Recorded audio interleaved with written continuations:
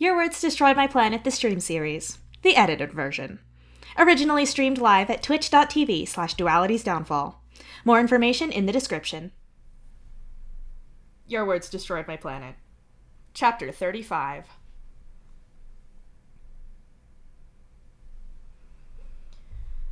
You wake up slowly on your front, with your face pressed into your pillow that's currently tucked in your folded arms. Hey, wake up! Mituna hisses by your ear. You push yourself up on your elbows and groan, rubbing your eyes. You can only assume that Mituna woke you up at a weird point in your sleep cycle because your mind feels all hazy and almost misaligned in your head somehow. Your head aches a little, but you're really hoping that's going to fade and that it's not one of those migraines again. What's the matter? You ask, although it's more like, what's the matter? With all the sounds smushed together. I didn't get it, your whole fixation on Dave, but I get it now! Mituna giggles. Okay, now you're awake! What are you talking about? You ask, sitting up and swinging your legs over the edge of your bed. Go see! Fuck! Mituna says in a rush. I don't really know what you mean. What time is it anyway? You mumble and switch your main light on. Now you can see things that aren't faintly glowing like Mituna is. You pick up your palm husk and see that you're only awake half an hour earlier than you meant to be. Ugh, it's also one of your twice-a-year medication days. Great. Getting up, you go to your desk and rummage in the back of one of the drawers and pull out the steel box tucked back there. Go on! Mituna urges you, pulling his head back out through the wall, which he'd apparently been leaning through until just then. Fine, you'll go. As you open your respite block door, you get what Mituna means. Dave's doing that stretching thing again. Right now he's in the splits and leaning forward to hold his front foot. Hey, you say carefully. Dave makes a noise of acknowledgement and sits up. He pushes himself up on his arms and swings his leg back so he's flat as a board in the air, holding himself there on just his bent arms alone. Holy shit, Mituna whispers. Dave's bare feet touch the floor and he shifts into a triangle shape for a moment before kicking off of the floor into a handstand and staying there. His loose pajama shirt slides all the way down his chest, showing off a whole stretch of defined back muscles. Yeah, I get it now. I'd hit that if I could. Like, fuck, go touch him. Let me live vicariously. Mituna cackles. Dave breathes out sharply and kicks himself back onto his feet, turning to face you both with a pissed-off expression on his face. The fuck is he laughing about, huh? Dave demands sharply. Oh shit! Mituna squeaks, hiding behind you. He's not laughing at you, you assure Dave. I can't understand what he's saying, but I can still hear him laughing. Dave snaps. Yeah, I don't know how well you remember Mituna from before, but just because he's laughing doesn't mean he thinks something's funny. You say. I'm sorry, Mituna says softly, and Dave's head turns in his direction a little. You guess he's picking up on his tone. The laughing, cursing, and shouting it's not entirely on purpose. The cursing is kind of a tic sometimes, not always, but most of the rest of it is because something overloads him. It's an impulse thing. It can be about anything. He's not laughing at you. If he was, he'd be actually mocking you. Trust me, if Mituna's being an asshole, you know about it. You already called him on it before, right? You point out.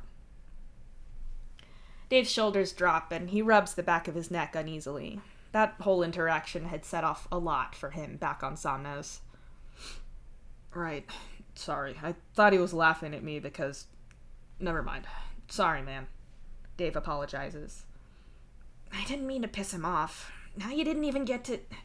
Tell him I said sorry, Mituna says quietly, his face just peeking out around your shoulder. Mituna was older and cooler than you, but it always pissed you off whenever anyone made him feel like this. It's like he'd become smaller somehow. Dave didn't know what he was saying, and he didn't mean this, but still. Fuck. Hey, I'm sorry. I thought you were fucking with me. I'm kind of on edge right now, but that's on me, you know? Dave says hurriedly, touching the arm of the nearby lounge plank so he can navigate around it to get closer to Matuna.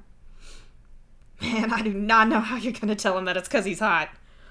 Matuna laughs nervously behind you. On the other hand, Matuna is still your ancestor, and as such, certain rules apply. Namely, about being simultaneously ride or die and totally willing to immediately betray each other for dumb reasons. It's because he thought you were hot, you say brightly. Man, fuck you! Matuna snaps, and it's your turn to laugh. Wait, thought? Past tense? What'd I do to lose my former hotness? I'm devastated. Dave grins. He's hotter when he's not talking. Matuna grumbles. I massively disagree. You grin. What do I do? Solix, you still think I'm pretty, right? Dave asks innocently. Oh boy, do you. You two are almost as gross as Signless and Psionic. I'm out! Matuna yells, flips you both off, and drops through the floor. Oh, Dave says, not sounding especially upset as he looks in the direction Matuna just vanished through. Wait, can you actually see him as well as hear him? You ask him curiously. Yeah, not like in detail, but I can tell who's who and where they are. He's like a bright, fizzing white shape. Damara's sharper, etc., etc. Dave shrugs and returns to the mat he had on the floor. Huh, cool. Okay, do you need the ablution block at all? I've gotta go stab myself. You ask. Dave freezes on his mat, then turns to face you again. Come again? He asks. I need to do my medication. For the bipolar thing? You say, uncertainly. You know he knows about that. Right, but stabbing? Is it an injection or what? Dave asks again. Oh, right, yeah, kind of. They put it all in this super concentrated dose, and that's in this small capsule thing that dissolves over 6 months. By the time we left for the mission, it was too dissolved for them to dig it out and put a fresh one in, but it should have lasted the whole way anyway. I've got a few weeks' grace before any problems from not being dosed would come up. They had these in the med kits for me just in case, though I think a few other people used the same system for other things, since there were capsules for more than just me in the kit when I saw it. You explain. Huh. Okay. Can you show it to me again when I can see? I'm kind of curious about what these capsule things look like. Dave says. I'm not going to get your hopes up. It's basically like a grain of rice. You say, walking into the ablution block. It's kind of cool to know what it does, but it's not visually very... Wait, shit. Sorry, you can't hear me in there, can you? You say, hurriedly sticking your head outside again. I can, actually. My ears are healing pretty well. It's just... Hup! It's just a little muffled. I'm gonna go to Equius tonight to get everything looked at. Dave says, flipping back onto his hands partway through that exchange. You idly start putting the kit together for your shot as you eye Dave's upside-down form and the smooth way he shifts from one stance to another. Did you sleep badly? You ask warily as you slot the wrapped capsule in place and then slide a tab across to spit the packaging out the end of the delivery tool. Not really, just tense, I guess, Dave says from somewhere on the floor on the other side of the lounge plank. That sucks, you tell him. You focus on getting the fiddly assembly of the stupid thing right instead of speculating on why Dave might be stressed. Really, you could probably take aim at pretty much any subject right now and hit on something that might be stressing him out. How was hanging out with Karkat then? I know I was there for the end of it, but only for as long as it took me to eat your food. You two kind of stayed after. How was that? Dave asks, heading over to you. We talked a lot, about lots of things. Him and Gamzee, for one. You sigh as you duck into the ablution block. Yeah, that's something, huh? You and him are both, you know. Dave mumbles and leans against the doorframe. Uh-huh, you say, although it's kind of muffled as you pull your shirt up and hold it out of the way with your teeth. You float up off of the floor so your chest is level with the mirror. Ugh, you hate this bit. You'd prefer to just take regular medication, but the reason that you're on this is you have consistently proven that you can't be trusted to regularly take what you're supposed to, because you get distracted, or you forget, or you think you're fine. This was the thing that actually fixed your think sponge, and it's, what, a few moments of freaking out in front of a mirror twice a year? Deal with it! Just do it already. You okay? Dave asks. He's got his bandages over his eyes again right now, but you can see the concerned expression on the rest of his face just fine. Yeah, I'm just... It always freaks me out a little. It doesn't even hurt all that bad, and I don't mind needles at all. It's the stabbing myself part. You admit, dropping your shirt from between your teeth so you can talk. Yeah, most people don't stab themselves with needles for fun, says Dave, the guy who has done at least one of his own tattoos and clearly isn't in that category of people. Well, see, I don't care about seeing dark terrorists or getting shots. I liked getting tattooed by you, but doing this is no fun at all. You explain. If you can't do it, I could do it for you, Dave offers casually. I can do it! You protest and pull your shirt up again in a huff. Spitefully, you get set up again, clean the area again, and glance at Dave. He can't see you, but you know he's watching. Before you can think more on it, you've already stuck yourself right in your grub scar on your left, just where you were supposed to, and with a click, that's you done for 6 months. You pull your hand back and glance at Dave to see that he doesn't look impressed or surprised, but actually kind of smug. Did he just bait you into doing that? Did you just fall for that? Oh, but if you mention it, he's only going to win at this more. God damn it, you hate him for getting you like that. Ugh.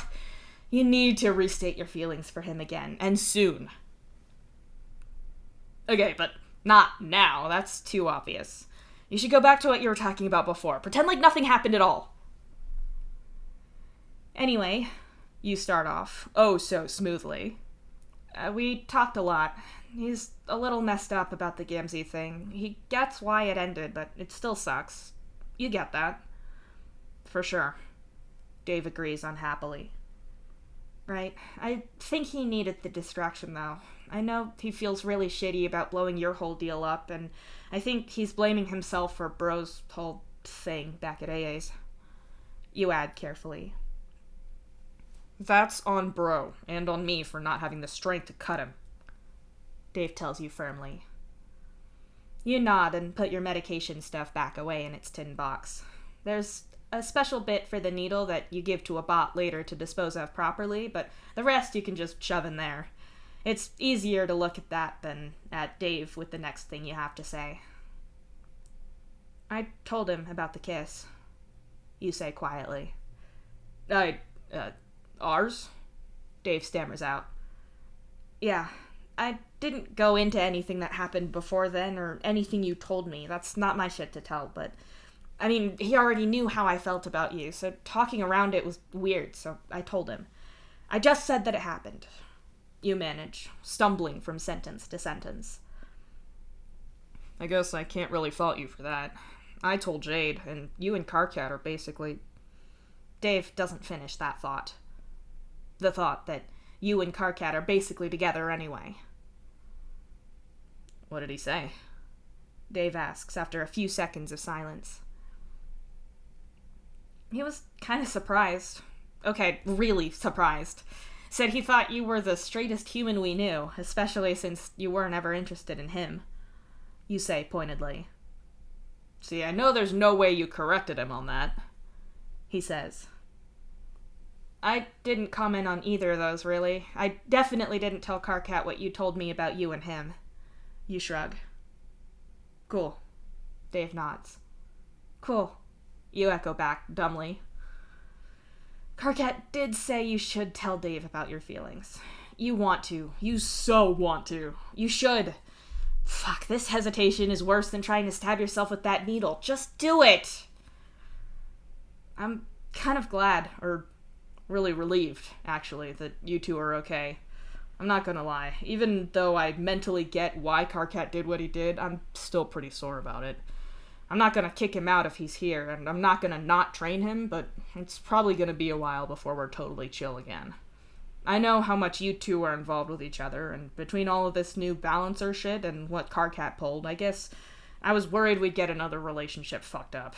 I don't know. It's nice to see that some things are stable, at least. He can hang out with you and make you happy, and you can hopefully stop him starting any more chaotic revolutions. Dave sighs. It is still Carcat. There's always a chance he's going to dramatically flip shit and cause some kind of chaos. You point out. That'd be why I added the hopefully in there as a qualifier. I'm hoping, but not expecting. Dave snorts. The alarm on your palm husk starts going off back in your respite block, and you sigh. Right, you have other obligations right now that aren't flirting with Dave. And I need to go to work. Hey, if you need picking up from this appointment because you've gone weird from anything Equius gave you, then let me know. I promise to only laugh at you a little. Did you know Hal apparently had a reaction to something when he was in the hospital? You ask, and step past Dave to get out into the main room. Terezi may have played the video for me. Equius doesn't give me that stuff now because it makes me a little loopy. I guess whoever took Hal in the emergency room first didn't know about me. Though, I've never been that bad on it.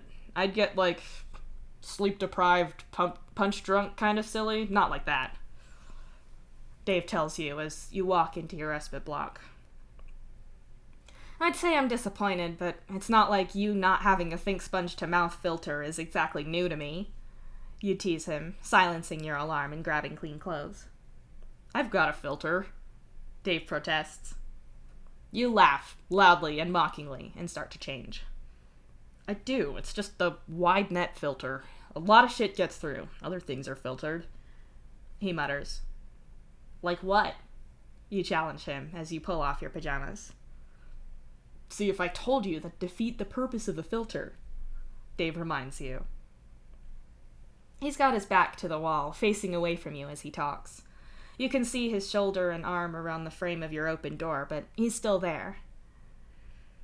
True. Besides, I prefer original flavor Dave most of the time. Slightly high on weird pain medication would be funny for 5 minutes, and then I'd just feel bad for you. It's way more fun making you say stupid shit when you're operating normally. You laugh. Carcat's not here, but you can hear him fake coughing the word spades at you anyway. Time to change the subject. Anyway, I think Hal actually really likes Equius, you say instead. I bet. He's got a lot of the qualities that Hal likes in a guy, Dave says with very pointed emphasis. You remember Hal told you he used to like Jake. Mentally, you compare Jake to Equius. Socially weird dudes with muscle definition? Yeah, that tracks. I can see that, you say slowly. In fairness to Equius, he's a good guy. I actually really like him way more as a medical professional than I did as a member of our friend group. I wouldn't be surprised if Equius's bedside manner won him over. For some reason, having people who are in a position to fuck you up and are instead really good and kind does something to me and my siblings. Can't imagine why. For me, I trust him with my life, and I'd personally walk through burning buildings to rescue him if I had to, just because he's been so good to me. I'm not saying it's a creepy parental replacement thing or anything. That sounds wrong. I mean, Dave flounders. That you know how easy it is for people to abuse their power, and when someone proves they're not doing that, it's something you notice. But most people go to see their doctorist and just expect that, so it's not a thing. You fill in. That's it. Plus, he's my doc, and I trust him, so that adds to it. Dave agrees. You're probably onto something there, you say thoughtfully, and button your... What the fuck? Why don't these fit? You hiss at your clothes, like that'll help. You just spent ages on a planet with extra gravity. You gained muscle, Dave points out and walks off. You definitely don't think you have. You shut your wardrobe so you can look at yourself in the mirror on the door. You're shirtless right now, and you're not all that different to how you were before. Maybe a little more defined in your arms, maybe? But as you look lower, you start seeing more definition. To be clear, you're not close to Dave, but you're closer to how he is now than how you were before you started this whole training thing. those are muscles in your midsection. You don't know the names of any of them, but they're there anyway. It's not like you were working out on Somnos, but you obviously used your core muscles to keep your balance in the higher gravity, as well as just moving around. You float into the air and pull off your regular work pants that now don't really fit and land again. Oh, yeah, okay, you see the problem. You've never been one of those people who only works out one part of their body, especially as until recently you preferred to work out none of your body. But someone could suggest now that you should work on something that's not your legs. Again, you're not rivaling Equius or Jake here, but that's a little more muscle-padded curve than you've ever seen on you before. It's still lean instead of buff, but that'd be why your tighter-cut work clothes aren't doing it. Your normal casual clothes are kind of looser, since you preferred to not show off your lack of physique in the past. The sound of a can opening makes you look over. Dave's now leaning in your doorway, drinking an iced coffee. An endothermically canned coffee. Dave has a sip and then gives you a smile that suggests he finds this all highly amusing. Did you really not notice until now? He asks. No, I didn't. There's been a lot going on. You protest. Right, but you've taken your clothes off several times since then. You're telling me you didn't see yourself? Dave snorts. I don't stare at myself when I'm getting changed, do you? You retort. Not lately. Dave replies flatly. You smack one hand into your face because it's a smarter idea than doing it to him. Just. Are the blind jokes ever going to get old? You ask him and open your wardrobe again to find something else to wear. How long have you known me? Dave chuckles and drinks some more coffee. Too long. Now I have to work in these. You sigh as you pull your regular clothes on. It's not like you have a uniform or anything. I've seen what you and Hal wear to work. Dave points out. Yeah, but I have clothes that I only wear to work. I don't like wearing regular stuff there. It erodes that whole work/real-life divide, and stop looking at me like that. You grumble, tugging down your shirt and snagging your ID from your bedside table.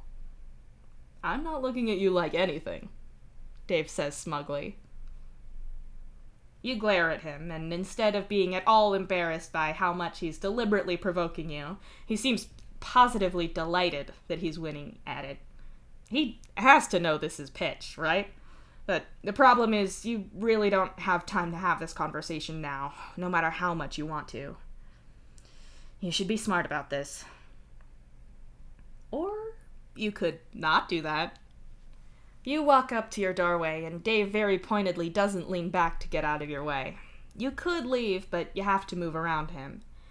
Instead, he's standing there with his cold can of coffee and his smug expression. Looking past him, you can see Beck having a very contented-looking nap on the lounge plank, since Dave doesn't need him right now. But it also means that Dave doesn't have something with a lot of teeth within biting range of you. You don't have shoes on since you're in your hive, but that doesn't mean you can't suddenly kick Dave in the ankle. As you do, he gasps and jerks back, his grip on his coffee going just slack enough that you can steal it from his hands and dart out of his reach with it. Thanks for the drink, some of us have jobs to go to, bye! You say in a rush, psionically grab your shoes, and make your escape through the front door of your hive. The door's shut after you, but not so fast that you don't hear Dave's laugh and the start of some kind of threat or insult. Oh, he's mad, but in the very good pitch kind of way. You won! That's a victory that lights you up from inside. You sip your stolen icy coffee and grin like an idiot. You put your shoes on in the elevator and give in to your compulsion to message Carcat.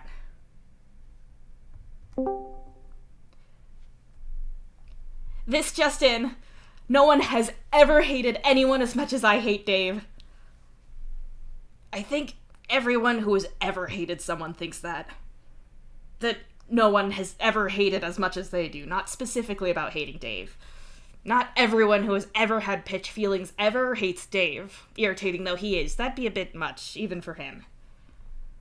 He was being smug about things, drinking coffee and taunting me. So I stole his coffee and escaped the hive. You know, Somehow, in the decades since you first got a crush on Aradia, I'd forgotten how intense you are with people you want to date. It is both gross and endearing. You're gross and endearing. Thanks. What? No, be insulted. Ha! No.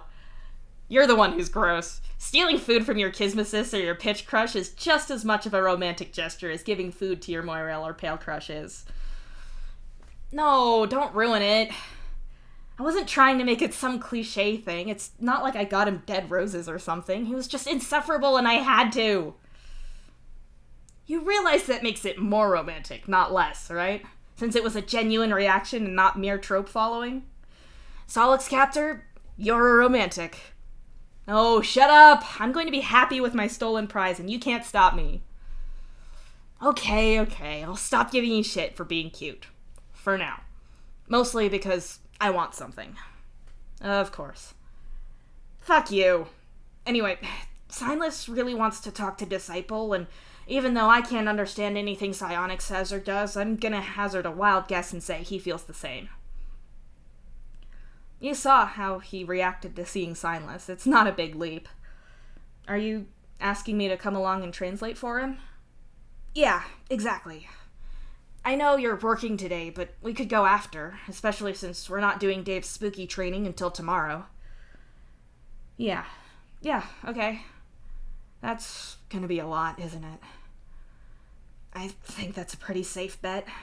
I haven't spoken to Disciple since we got arrested. Not that we talked to her then. I wasn't sure if she was gonna be pissed that I was part of this whole thing or not.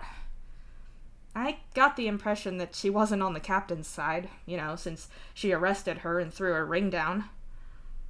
True, but even if she agrees with what I did, it doesn't mean that she'll be delighted that I was part of breaking up her marriage, or that she'll be thrilled that I'm bringing her dead partners back to her.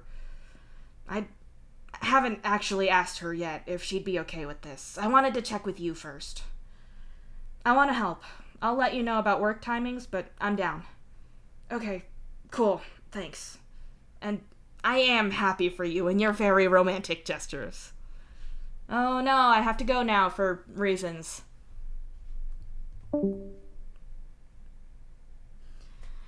You're on the train now, and you'd rather look at the rim of your stolen coffee can and think about how Dave's lips had been pressed to it earlier. Which is... It's such a dumb, overexcited Wiggler's first crush thing to think, especially as you're an adult who's already had a long-term relationship and has already kissed Dave. You shouldn't be in such a flutter about this.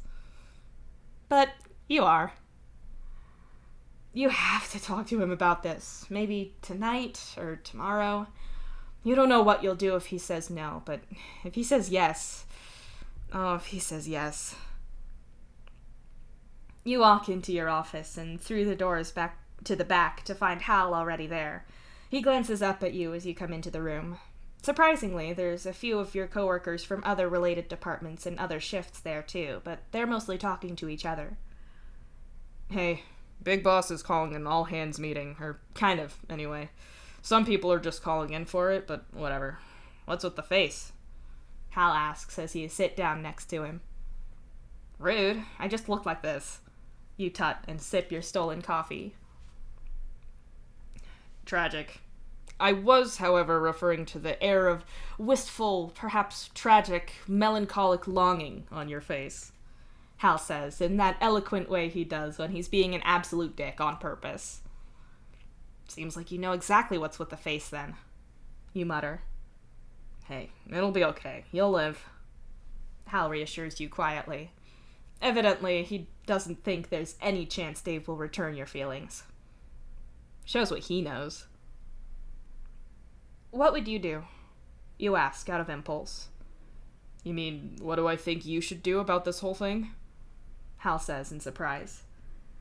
No, I mean, what would you do if it meant that you could be with someone who wanted you as much as you wanted them? I'm not asking practically, more like... If you could make some kind of magic deal, what'd you do? You asked him curiously.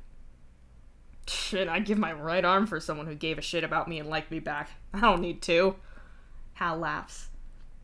I'd want to keep all of my limbs, but that's just me. You wince at the thought. No, but you don't really need them all. Besides, you can get cool cyborg limbs. I could do so much with that, and I'd have someone who still wanted to kiss me as well. It's a win-win, Hal says brightly. I don't know, you say. It's not like it's much different. It's either me alone with my right hand or without it and theoretically dating someone. I'm already in the first situation. Hal snorts. It takes you a moment to catch that innuendo, and you feel so mad that you didn't catch that Hal was working towards that punchline the whole time.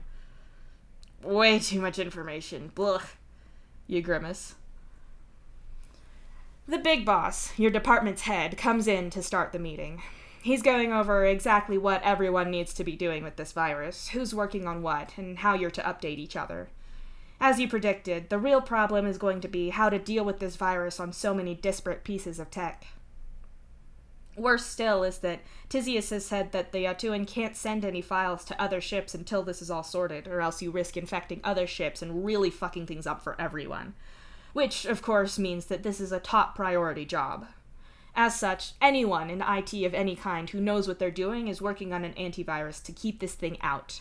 And once you're sure that you've stopped its ability to transmit itself, you're going to have to purge the virus from every device individually. Well, really, you'll write some code to do that, but it's going to result in a huge audit that's going to be a pain in your rage gland for years. You're all working on different things, split up so people on different shifts pick up your work as soon as you're off. All of you are off of actual repair or help desk work at all. That particular delight is being left to interns and staff who have been around for less than a few months. You think they're even roping in kids in school who'll be going into this field for extra credit if they just do the usual shit of resetting devices and passwords for people. The only stuff that's going to be escalated to you is ship-critical shit. Basically, agriculture, engineering, utilities, and medical. Anything else can go through the interns and Hal's call system. The meeting splits up, and only 3 groups stay in your office. The rest opt to work elsewhere so that the interns off in the main desk area can't nervously ask them for shit. Within an hour, it's just you and Hal in the back, and someone needs to be here in case something serious gets escalated, and apparently that's now going to be you two. After about 3 hours of coding, you have to take a break. You feel really weird, and you can't quite put your finger on why. You push your glasses up to rub at your tired eyes, and when you open them again, it feels like everything is too sharp to look at. Is this... Oh, no. Your first instinct is to message Dave, but he's not supposed to be dealing with this much. AA, I might be paranoid, but either I'm getting another migraine or it's getting brighter in here, and I don't like the implications of that. Uh-oh, let me check. I'm at work, if that helps. It does. You look around nervously, but Hal is too focused on his screen to notice. Something definitely feels weird. You need a distraction, or you're going to start to panic. In service of that goal, you wheel your desk chair over to Hal. What are you doing? You ask him. He's looking at the part of the code that let ghosts interact with tech before. If he's doing anything with it, it's not in any window that he's got open now. Hal jumps a little when you speak, like he'd forgotten you were there at all. This seems like something of a security risk. I know we're going to remove the virus as fast as we can, but is there any way for ghosts to transmit the virus? Hal asks. You scratch the back of your neck that's now starting to prickle with unease. I mean, not digitally, but I guess they could maybe make it transmit from an uninfected to an infected device, but I don't know why anyone would do that, and we'd audit all of the devices anyway. We really want to just get it all purged before we get another explosion. Yeah, I agree, but I mean, theoretically, if you were dealing with dead tech and a ghost... Hal starts, but you clap your hand against his chest, almost like you were trying to hold him in his seat if you were in a vehicle about to crash. Shut up, you say hoarsely. Your skin is prickling, and you swear that there's something right behind you. You know you need to look, but everything in your primitive survival instincts is saying not to just run instead. There's no time to listen to them, so you force yourself to turn around. You'd have jerked back at the mere sight of Bro inches from your face, but the way he jerks forward like he's going to attack you is enough to make you jolt backwards and up into the air away from him. "What the fuck is wrong with you?" You snarl at him. Bro says nothing, but the ever so slight hint of a smile on his face is sinister as fuck. "What's wrong? Hal asks, looking from you to the space that Bro occupies.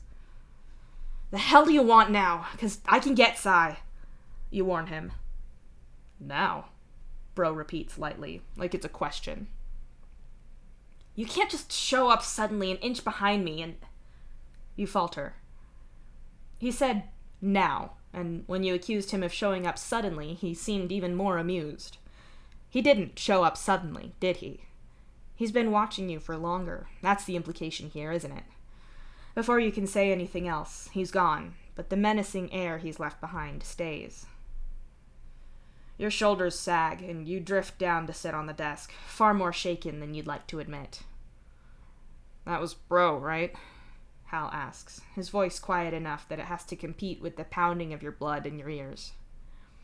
Yeah, fucking jump scare prick," you answer him shakily. "He does that. When he was alive, he always moved so quietly. He'd think you were safe and he was off somewhere else, and then right there," Hal says, looking down at his keyboard with his shoulders slightly hunched, like he's trying to protect himself or make himself smaller.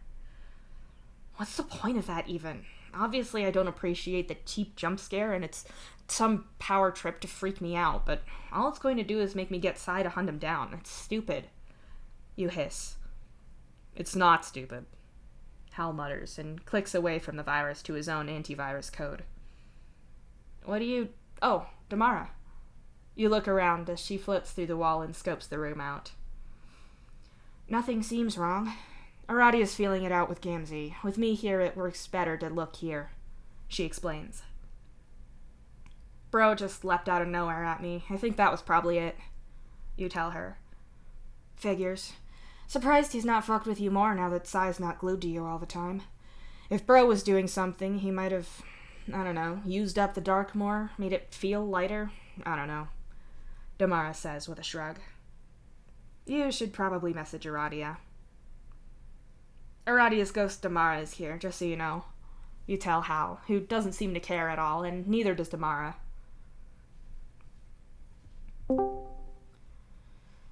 "Okay, so I think it was Bro. He leapt out of nowhere to fuck with me." "That sounds like him. You should probably let Dave know about that later." "Yeah, I guess." "Cool. Well, me and Gamzee have done our thing, and the ship continues to be balanced." "Go team." "Go team." You wave goodbye to Damara as she leaves, but she doesn't return the gesture. You get the impression that she's just like that. "It's not stupid," Hal says again, and for a moment you don't remember what he's talking about. Hal types a line of code out on his screen and stares at it for a second or two. When he speaks again, he doesn't look at you. "You're acting like his intention is just to leap out at you periodically to freak you out. Yeah, there's an element of that, but I get the impression that as a ghost he can't physically hurt you, right?" Hal asks, without looking up at you. "As far as I know," you agree. You think if ghosts could physically hurt balancers, then Dave and Gamzee would definitely know about it. You're also reasonably sure that the things Bro can do to screw with Dave don't even extend to you, so he's reduced to startling you. "So the point isn't making you jump. He's not gonna run on haunted house scare actor rules. It's not that scary if nothing ever happens. That's not the point of him doing that. It never was with us," Hal says. "Right, but he hurt all of you. He can't do that now he's dead," you reason. "Because it's not about that. We were never sure where he was, and he'd say things sometimes that he shouldn't have known about. Conversations we swore we had when he wasn't there, saw things on our computers that he shouldn't have been able to.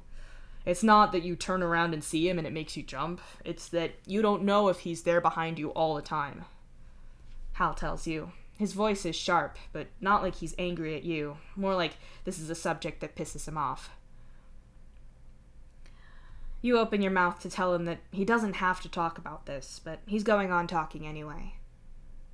There's this idea, right? A prison, and everywhere in this prison, you're visible all the time. You know the guards can see you wherever you are. You're never safe from being watched. But the thing is, you can't see into the tower where the guards are. You can't see them. You don't know whether their cameras are even pointed at you right now. But you know you'll be punished if you do something wrong. You're potentially always being watched, and so to protect yourself, you watch yourself. You police your own actions. Every thought you think, every word you say, move you make, everything. Before too long, they could fire all of the guards, and you'd all behave the same because there's one you made in your own head now. Hal says, in quiet but angry words. You don't know what to say. Hal turns in his seat and looks up at you. He's not pulling a ha-ha funny jump scare move on you. He's letting you know that he can and will watch you without you knowing. So you second guess every message you send in case he's reading over your shoulder, or every conversation you have. And even if you check sometimes, he'll say or do something that tells you he saw it anyway, and you don't know if he's guessing or if he does know. That's what he's trying to do to you. Hal says as he stares up at you. A prickling fear of being observed creeps up the back of your neck, and you have to resist the urge to look around just in case. Yeah, you get his point just fine. This is far more damaging than the thought that he's just going to scare you.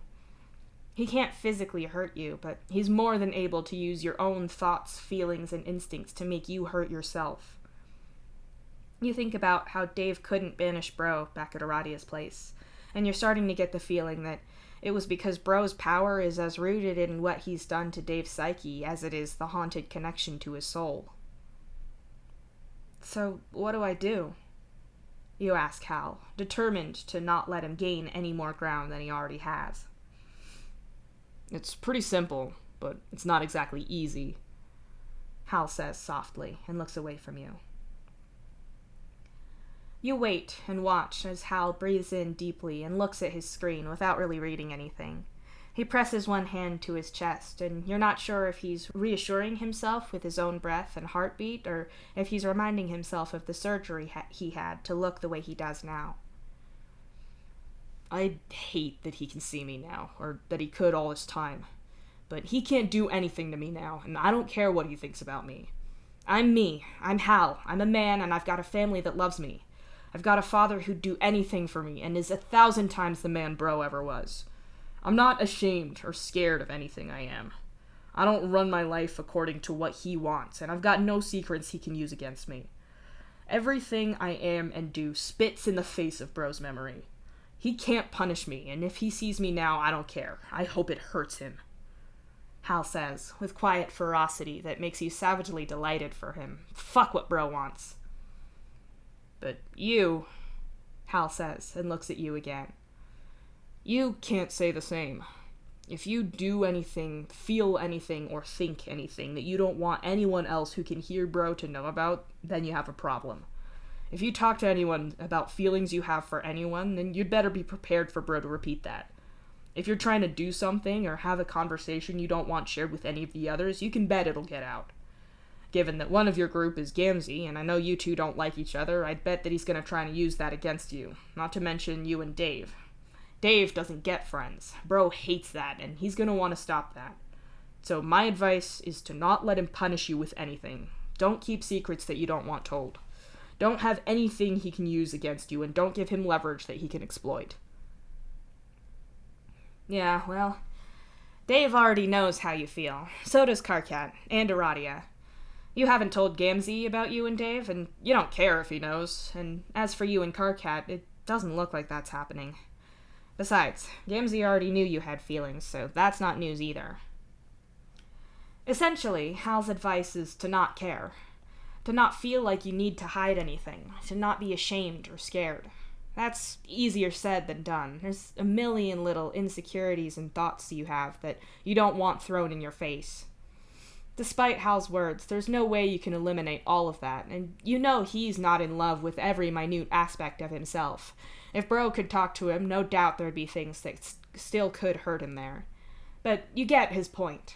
unashamed, spiteful authenticity is basically the only antidote to being so paranoid that bro's watching that you police yourself for him.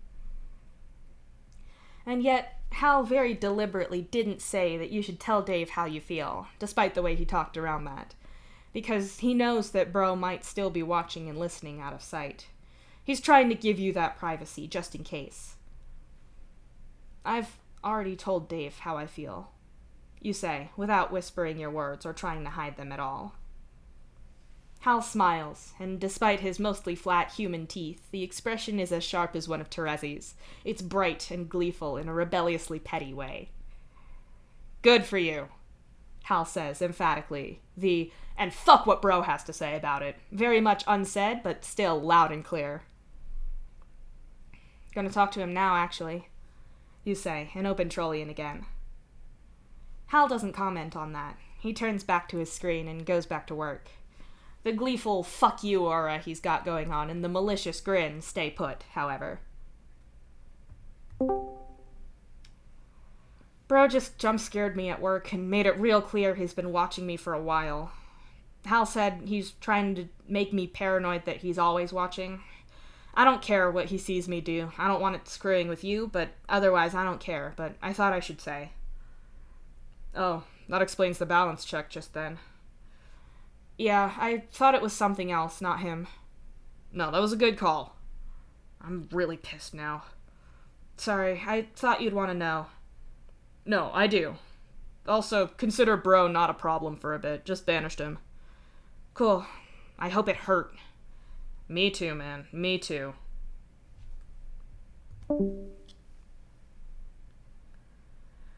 You finish the rest of your day working on the antivirus out of spite, fully set in the knowledge that you're probably going to get back online and work on it tonight after you've helped Karkat with Disciple.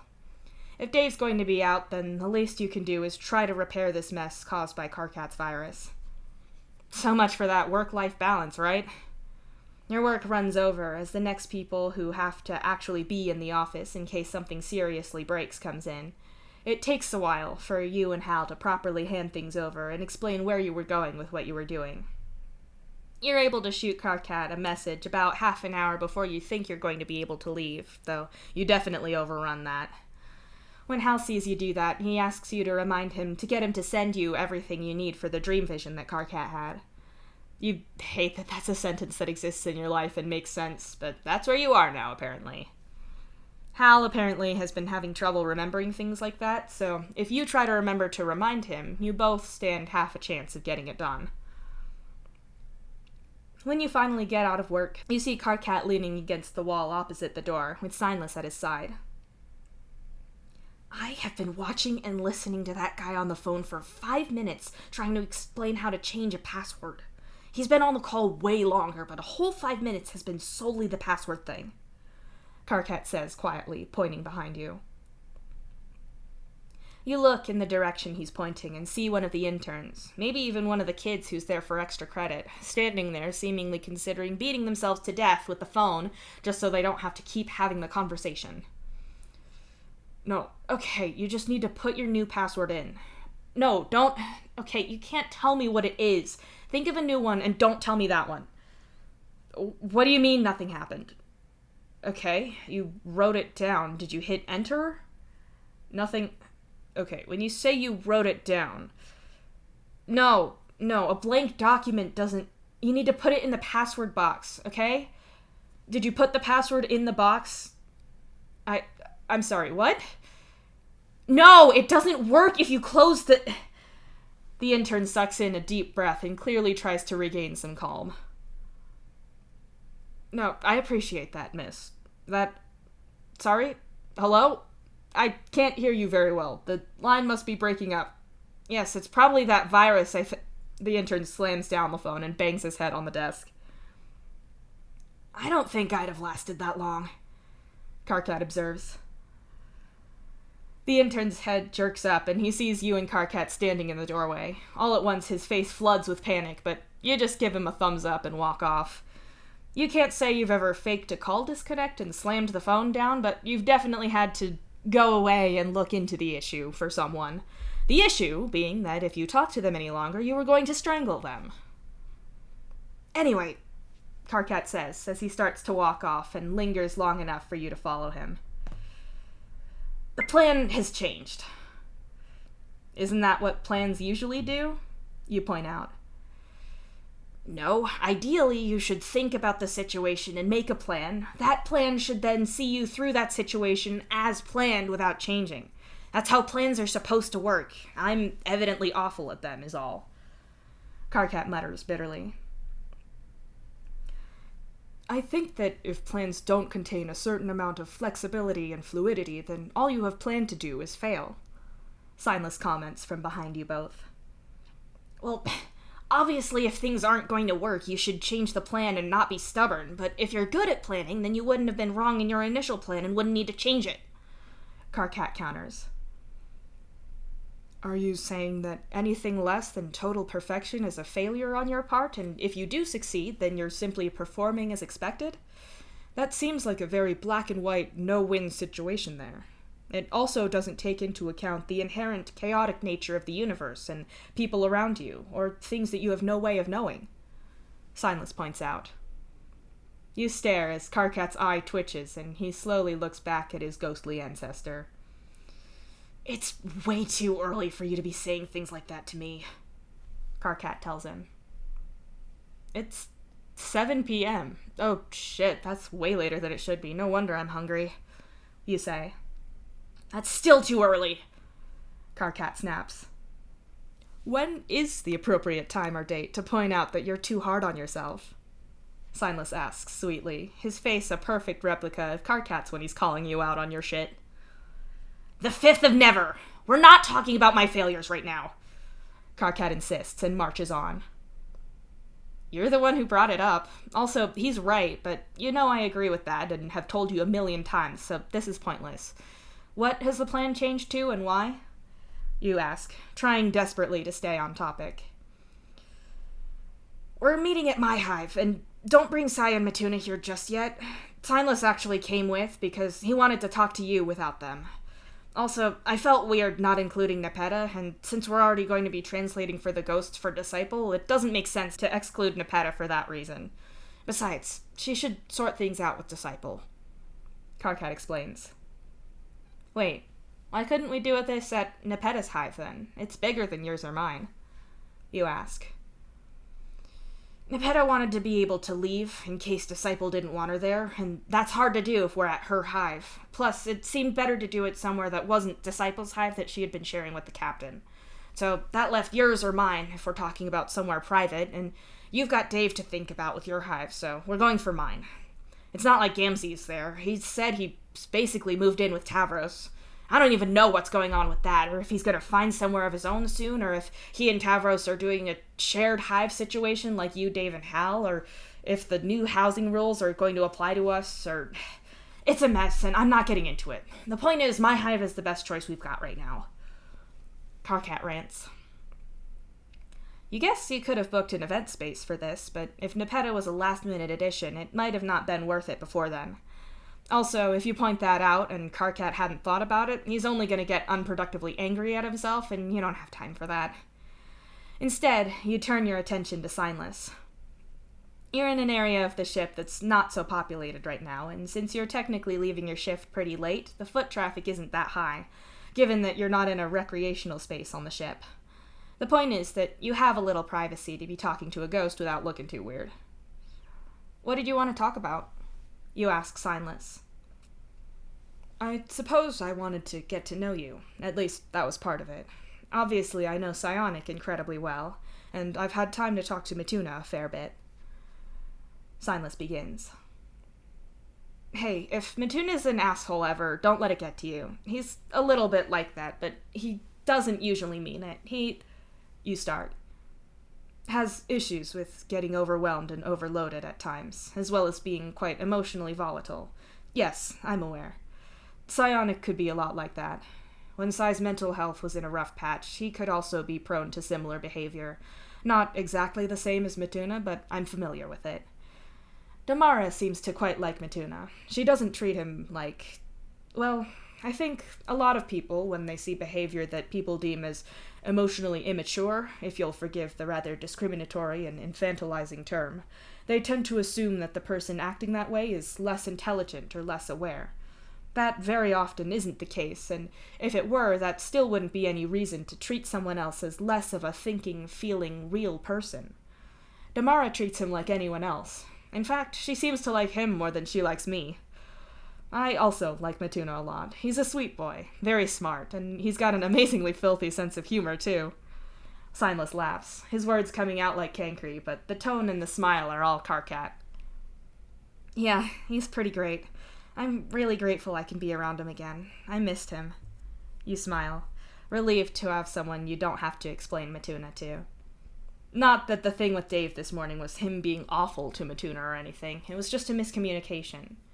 You figure that's going to be hard when all Dave can get from him is tone, and so often Matuna's way of saying things can be misread. With Matuna being the opposite alignment to Dave, and Dave being blind right now, all he has to go on is Matuna's tone, which is often misleading. Maybe if you can get a way for the ghosts to use Trollian reliably, they can actually talk and get on better. Anyway, I wanted to get to know you. Karkat and Cancri have observed in turn the similarities the three of us have, but also our differences. There's a certain amount of commonality there. Obviously, I know Sai, and I now know Matuna reasonably well for the short time we've been around each other. I've heard a lot about you from Karkat and from Matuna, but I also don't want to assume things about your character because your ancestor and dancestor are a certain way, when you may be different. Signless explains. I get what you mean. There's definitely Vantis traits that you all have. You nod. Unfortunately. Karkat mutters, and Signless narrows his eyes at Karkat's back, but evidently decides to shelve that conversation for later. Absolutely. There's a lot that we share, but the differences can be just as fascinating. Signless nods. Like taking a question like, can I get to know who you are, instead of assuming capture stuff about you and making it into a 1,000-word essay. You say with an innocent smile. Karkat chokes on his laughter and desperately tries to pull the neck of his sweater up to muffle the sound. Signless narrows his eyes at you slightly and then smiles, smooth and political like Cancri. See? There. That's another commonality.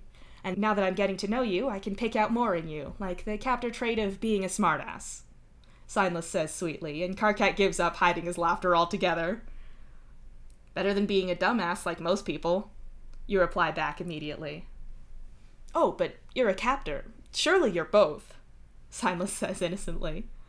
I can't breathe. Karkat cackles. You look at Signless, whose expression is irritatingly self-satisfied and smug, at his entirely accurate call-out on your entire existence. I'm just gonna let you have that one. Pretty sure there's no winning move for me there. You mumble. And you're smart, too. Signless beams. Yeah.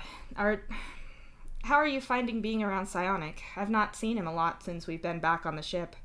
Not that I'm mad about it. After everything he went through, I'm not surprised. You pause and wait for the elevator doors to open, and when no one is in there, you get in with Signless and continue your thought. You don't want much of an audience for this. I know that I don't know much at all about what your lives were like on Alternia. Disciple told us all loads of stories about it, but it's hard to know what it was like in that culture when ours is different. That doesn't even take into account all of the time that Sai spent in the Helm before he died, or haunting it afterwards and watching Matuna go through the same thing. And you, the way you died was, I don't have anything to compare to that. I can't imagine getting separated from Karkat for that long, dying the way either of you did, and then meeting again. It was enough of a relief for me seeing Karkat after just being on another planet for a while. That's gotta be nothing next to you and Sai. But what I mean is that I'm not surprised that he's not been around me, and I'm guessing he's been with you instead. Is it going okay? You say carefully. It's not a competition, and I wouldn't call you being away from me at that time just a question of distance and time.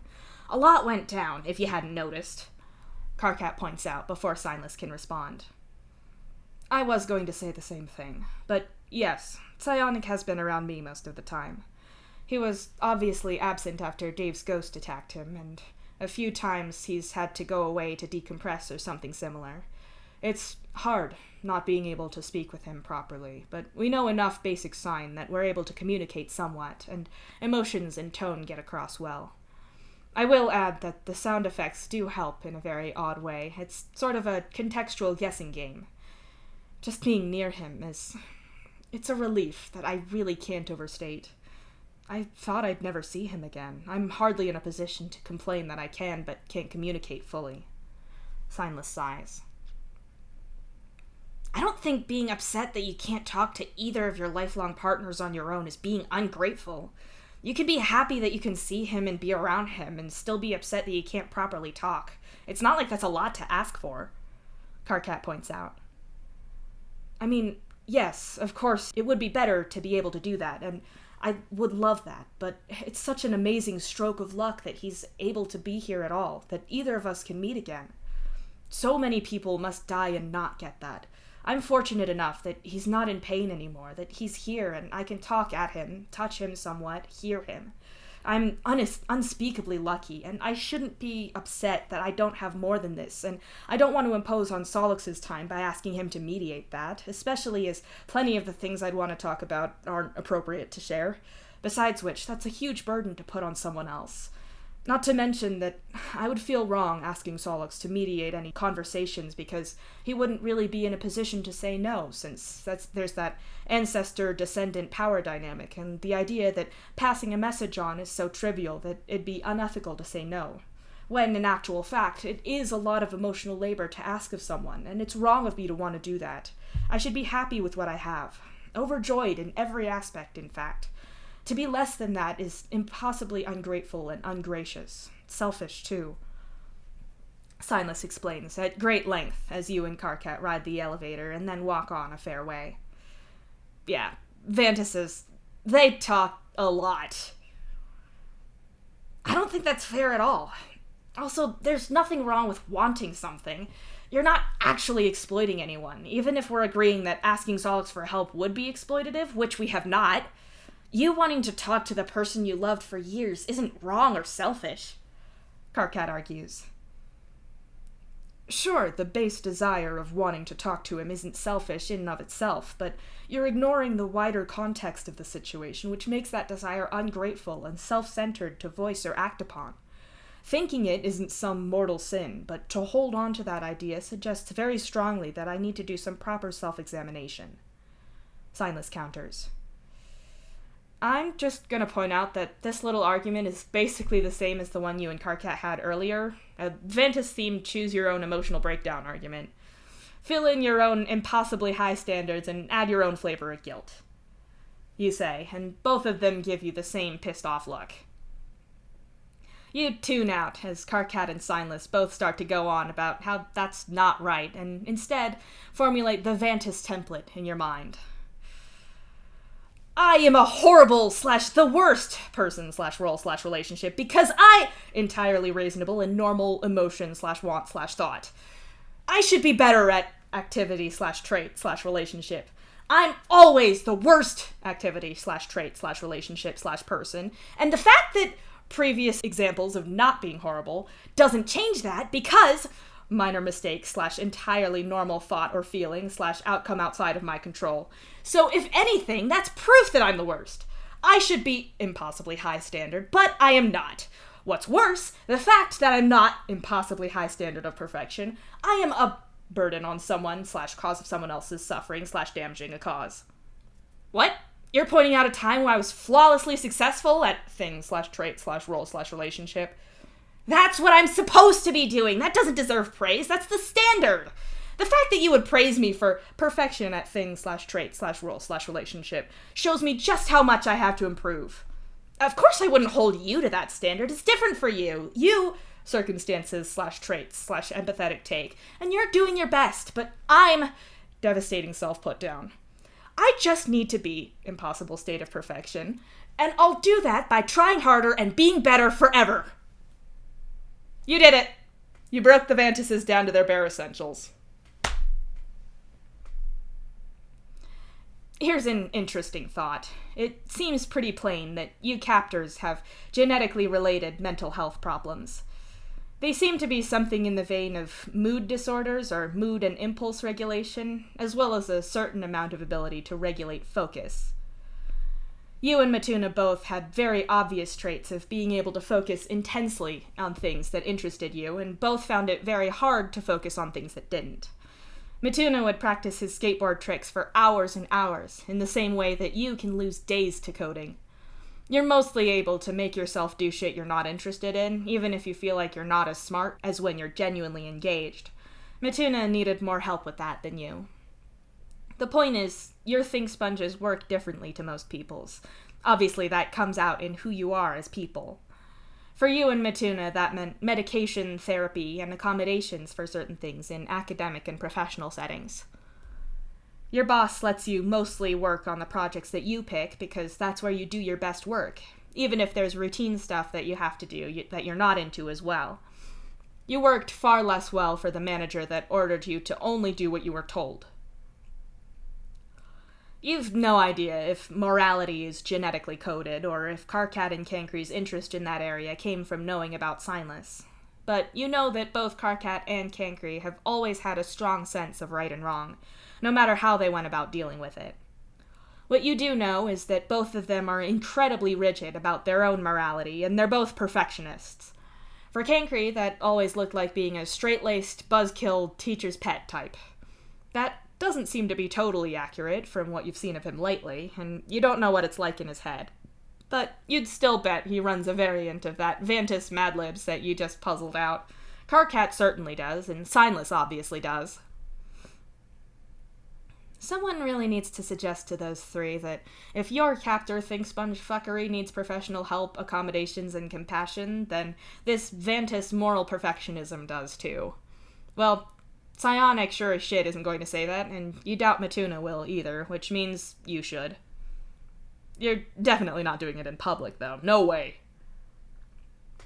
You tune back into the Vantis conversation and see that it's in the same "no you" cycle that it was when you stopped paying attention earlier. Are Nepeta and Disciple meeting us there, then? You ask loudly over their argument.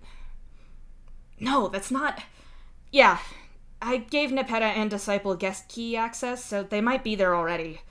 I don't know if Psionic or Matuna will be there already, though, but I guess you can make that happen. Karkat says slowly. Yeah, it's still weird to do, but I can. It's not like I need to let them in, though. Walls aren't exactly a problem. You shrug. You remember Bro appearing behind you and shudder slightly. Is something wrong? Signless asks, picking up on that right away. Oh, it's just Bro. He showed up at my work, trying to get into my head and make me paranoid that he's always watching me. You mutter. That is fucked up, Karkat says emphatically. He's trying to intimidate you then. Since he can't physically harm you, he's trying to mentally cause you anguish. Signless says slowly. That's what Hal said, but it's the first time he's tried. I told Dave about it, and he snapped his fingers and sent him away, but it's not like he can always do that, and it's not like Sai can always be there. Or that Sai always wins. He didn't last time. Besides, I don't want to put Sai in a position where he has to fight people more than he already has. He's not some tool that I'm going to use. He's my ancestor. You mutter. It's pretty plain to see that Bro is a relentlessly cruel person, though. What he did to your friend was unacceptable.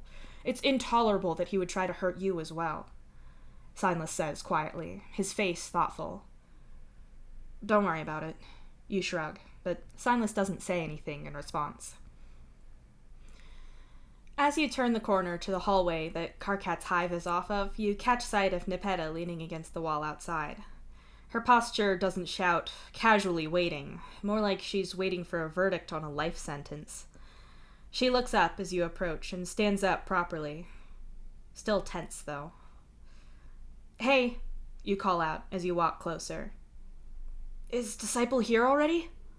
Karkat asks as well.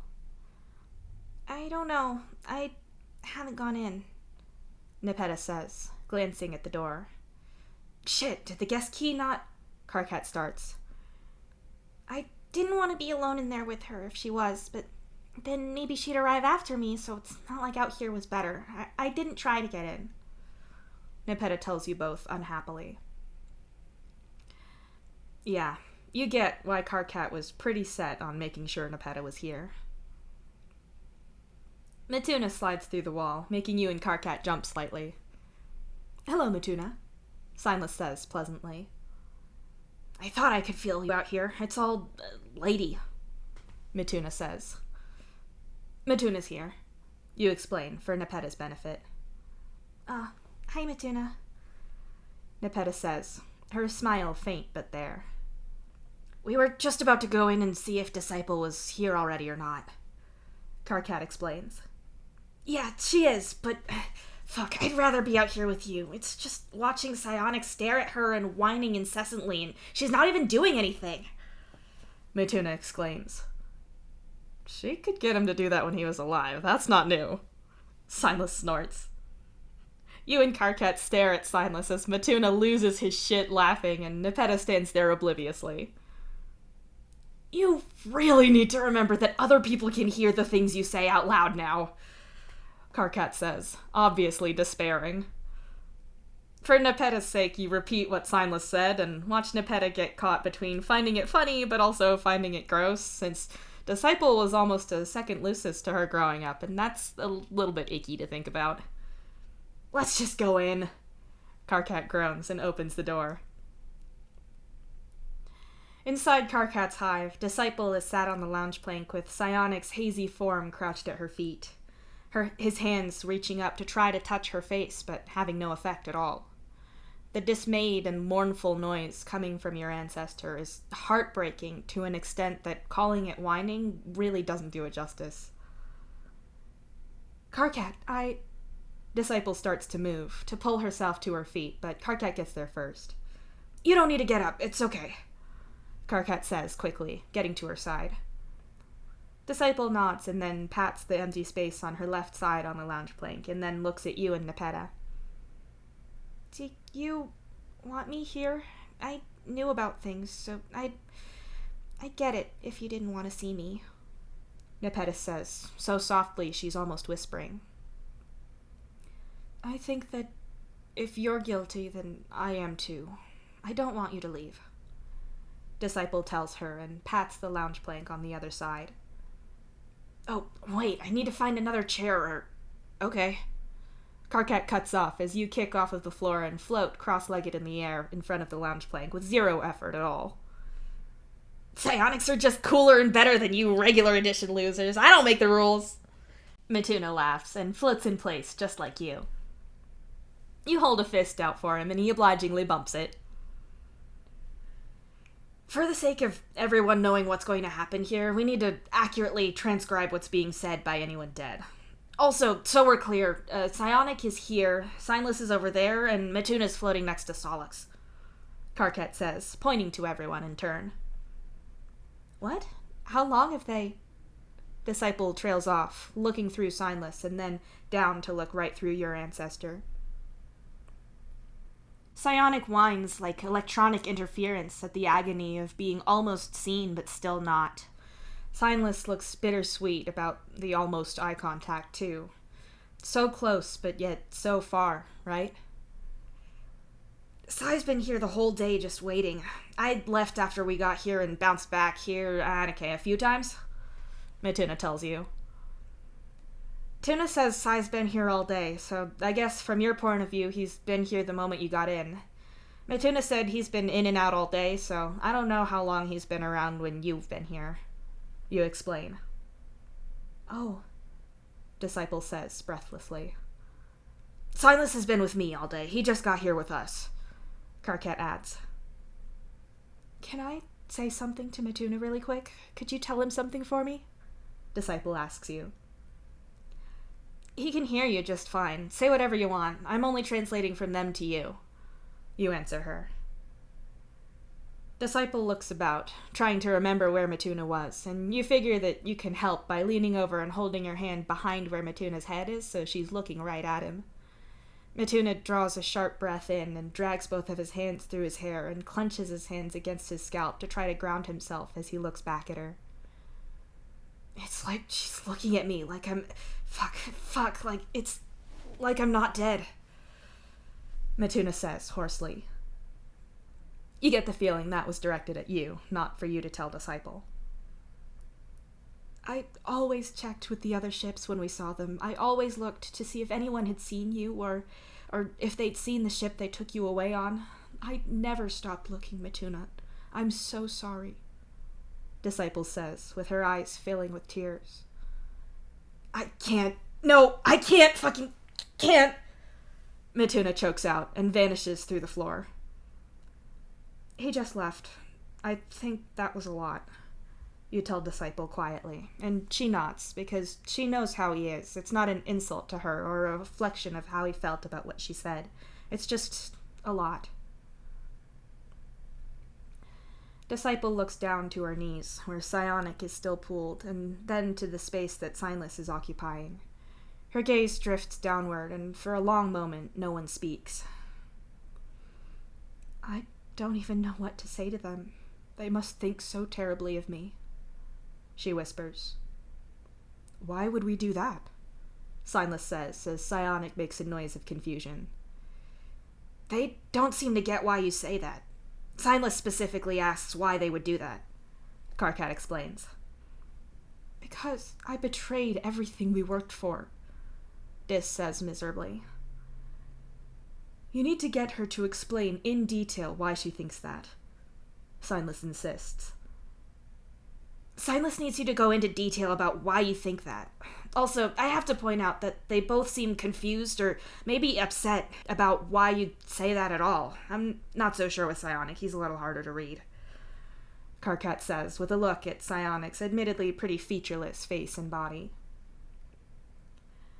Disciple looks down at her hands, her shoulders slumped and weary-looking. Because I lost them. The world ended, and I kept the message alive. Things got better, the humans helped, she finally died, and the new Empress is... I don't know. I got tired and old. When I found Jade, it took so long to let myself feel anything for her, and it was different to them. Of course it was, but things seemed okay, and I was happy and tired from fighting, so I stopped. And then all of this came to light.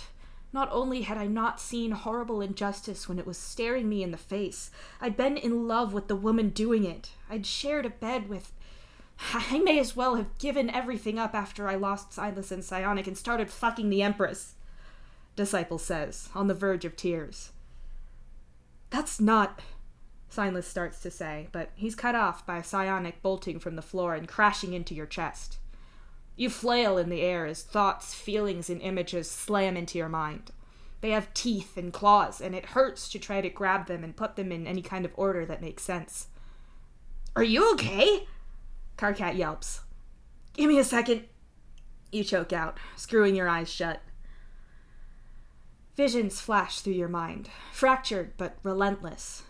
Signless at his execution, Psionic in the helm. The raw, visceral agony of both of those hurts your head to think of, but the moment you get hold of them, the thought progresses. Anger fills you, biting and sarcastic? You think it's sarcastic. Then an image of Disciple, and the image keeps changing. Disciple in chains, Disciple left behind on Alternia as it vanishes, Disciple sobbing and alone. Then, briefly, your mind clips back to Signless and Psionic's doomed fates.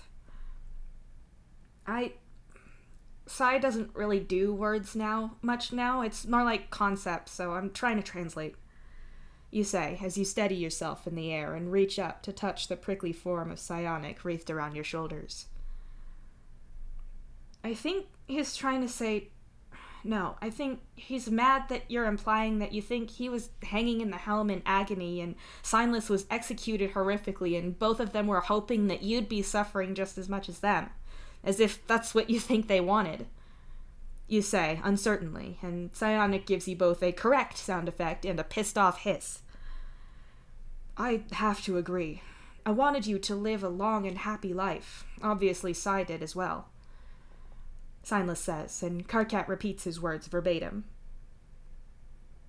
There's a difference between being happy and marrying a woman who'd enslave children, who'd make people live in horrific circumstances in total silence, Disciple argues back. Do you mean to tell me that after years of helping people, of tireless activism, that you consciously decided to deliberately be with someone terrible just for a change of pace? Signless asks sarcastically. Karkat repeats that, but with a good deal of making sure it's clear that these are Signless's words, not his, and that he's being very sarcastic about it. No, I stopped being vigilant. I stopped looking. Maybe I stopped wanting to see it and chose to be blind to it, Disciple says. You didn't know, though, Nepeta says softly. That's no excuse. I didn't need to be told on Alternia what was wrong to see it, and it's not as if it was impossible to find out. Karkat found out about it, Disciple argues. You get to watch Karkat's face go through a silent journey at the somewhat backhanded implication that even Karkat was able to work this one out, so what excuse does she have? You guess he diplomatically decides not to point that out. Psionic doesn't stay quiet, though, giving you a mental replay of Disciple saying that, and then a zoom in on Karkat's quietly insulted expression with a sad trombone noise over it. God damn it, this is not a time to laugh. You need to hold it together. I would like to point out that the moment you did know about this, you threw away a clearly very important relationship and defended the Balancers. You're not omniscient, but when you know the truth, you still act against injustice. You didn't do anything wrong, Signless says, and when Karkat repeats it, he skips the somewhat unhappy tone that Signless mentions Disciple's marriage in. It's too little too late, Disciple says, and shakes her head.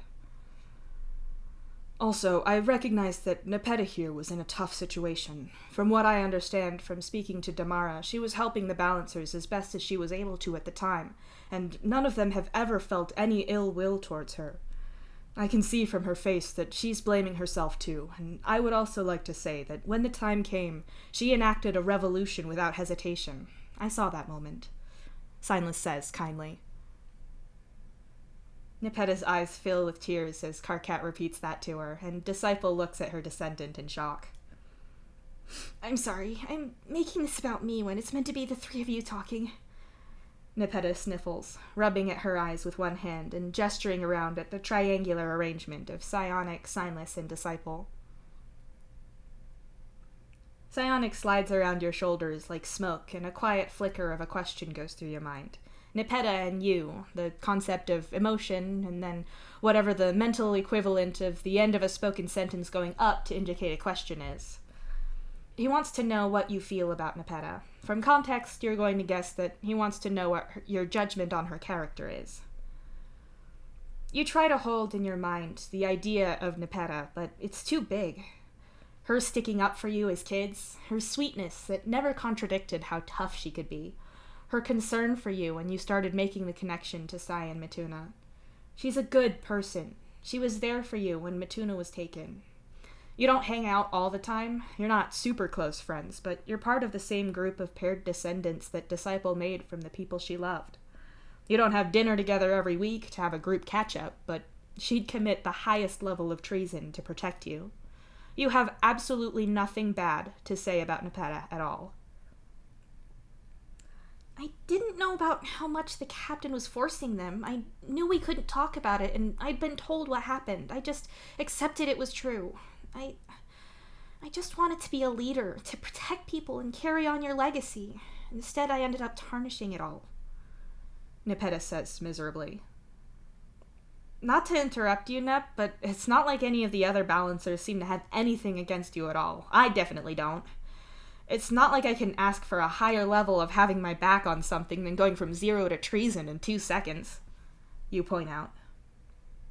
I also feel like I should apologize for the shit I pulled around the Vicari thing and using my connection to you and Dis to get in and harass you about it, Karkat adds. You were right, though, Nepeta says with a sigh. I wasn't apologizing for being right. I was apologizing for being a literal asshole about the whole thing.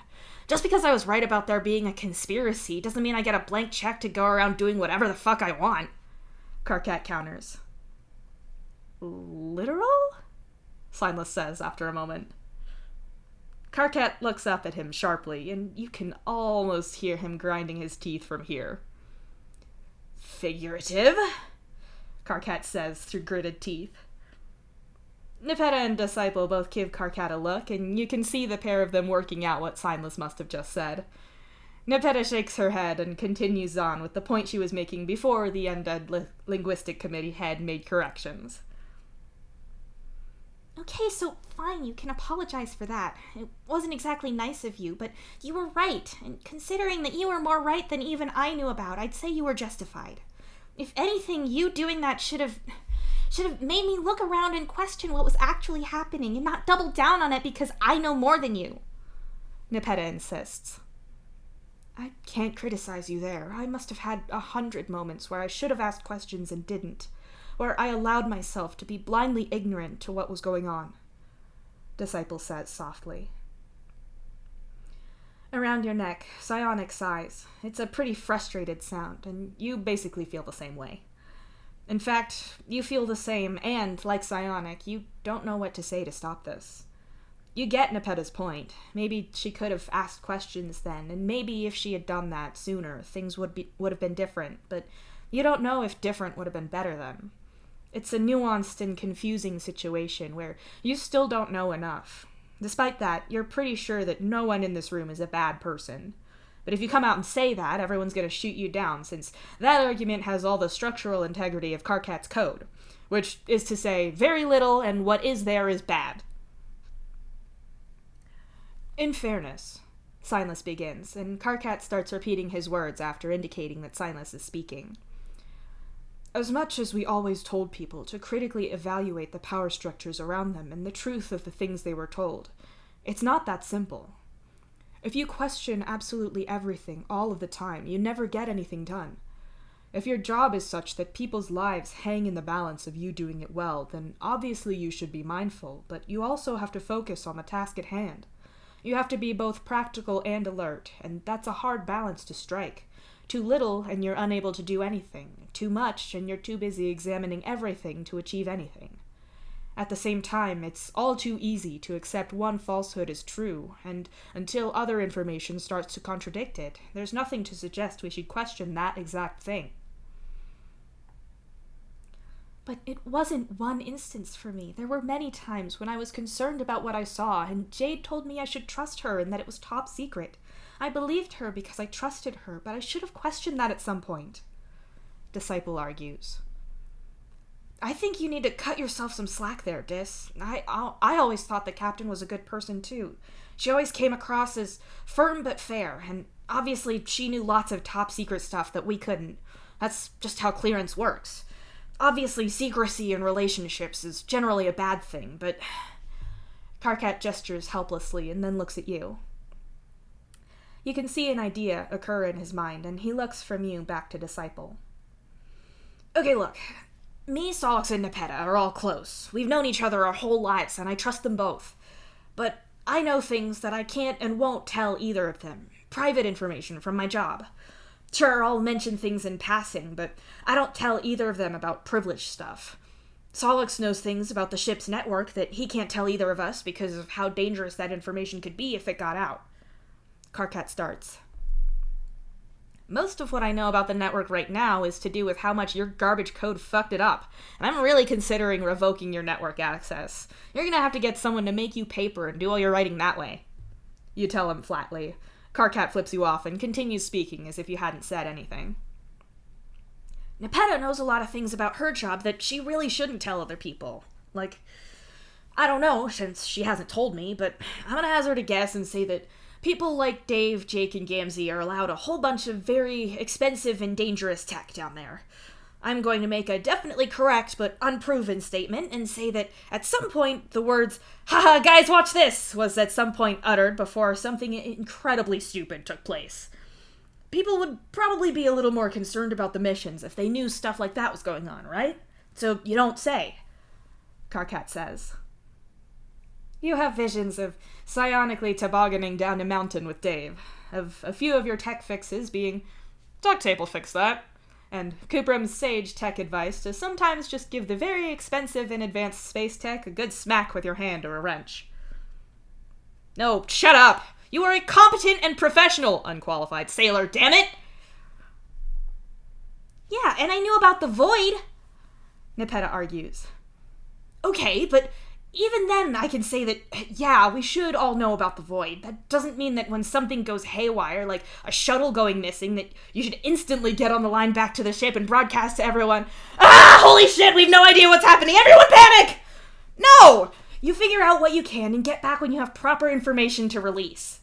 The fact that the captain had top secret information that she didn't share with either of you, or where she only told Nepeta part of it, isn't something that's automatically suspicious when she's the captain of the whole ship. If she told Nepeta that the policy about the void was this, but didn't mention who decided it, or how, or on what basis, then you could argue it's because you didn't need to know. Or couldn't understand, even if you're told. You know a lot of astrophysics for your work, but I'm sure if you got a whole bunch of raw data about the void slapped down in front of you, then you wouldn't know what to do with it. So why would her not giving you that be suspect? Yeah, you should question shady shit, but that doesn't mean you should break down in an existential crisis the moment something is slightly vague. Karkat argues. It's also an easier thing to say than to do, as well as to point out in hindsight. People don't like the idea that they've inadvertently been part of something awful. The mind pulls away from that idea. Realizing that you're part of a harmful system and that you have been part of that harm is hard and demanding work. We should all be wary of being complicit, but it's not an easy and effortless thing to do. On top of that, it's easy to look at our past actions and pinpoint the moment that we should have done something differently, but that doesn't make it so easy to anticipate later or to recognize in the moment. Signless adds, and Karkat repeats that. And if there was any fairness, you shouldn't have had to do that. You did so much, Dis. You made things better for all of us. You made it so we existed at all. If anyone deserved to retire and just get old and watch her descendants and the rest of us grow up, it's you. The universe and Trollkind owes you. It's not like retiring with a wife and a bark beast and having some peace for a change was a lot to ask. It's not like you were deliberately not seeing awful things going on. You weren't walking in on the captain threatening to throw people out of an airlock on a daily basis and then jamming your fingers in your ears and walking off because you didn't want to deal with it. You point out. That feels like a very low bar to clear, Disciple says unhappily. Psionic flickers with a vague kind of feeling, and after a second, you translate it. Sai says, it's more like a feeling that I got, so I'm paraphrasing, but it be like that sometimes, you say, and shrug in a way that feels right. Thank you, love. Disciple laughs softly. Equius said something similar, that I can't change what I did, but I can be judged by what I do now. Nepeta says sadly. How is that going? You and him, I mean. You ask warily, hoping that you're not going to see another relationship break up. It's a little rough. The medical ethics thing is pretty nasty to deal with.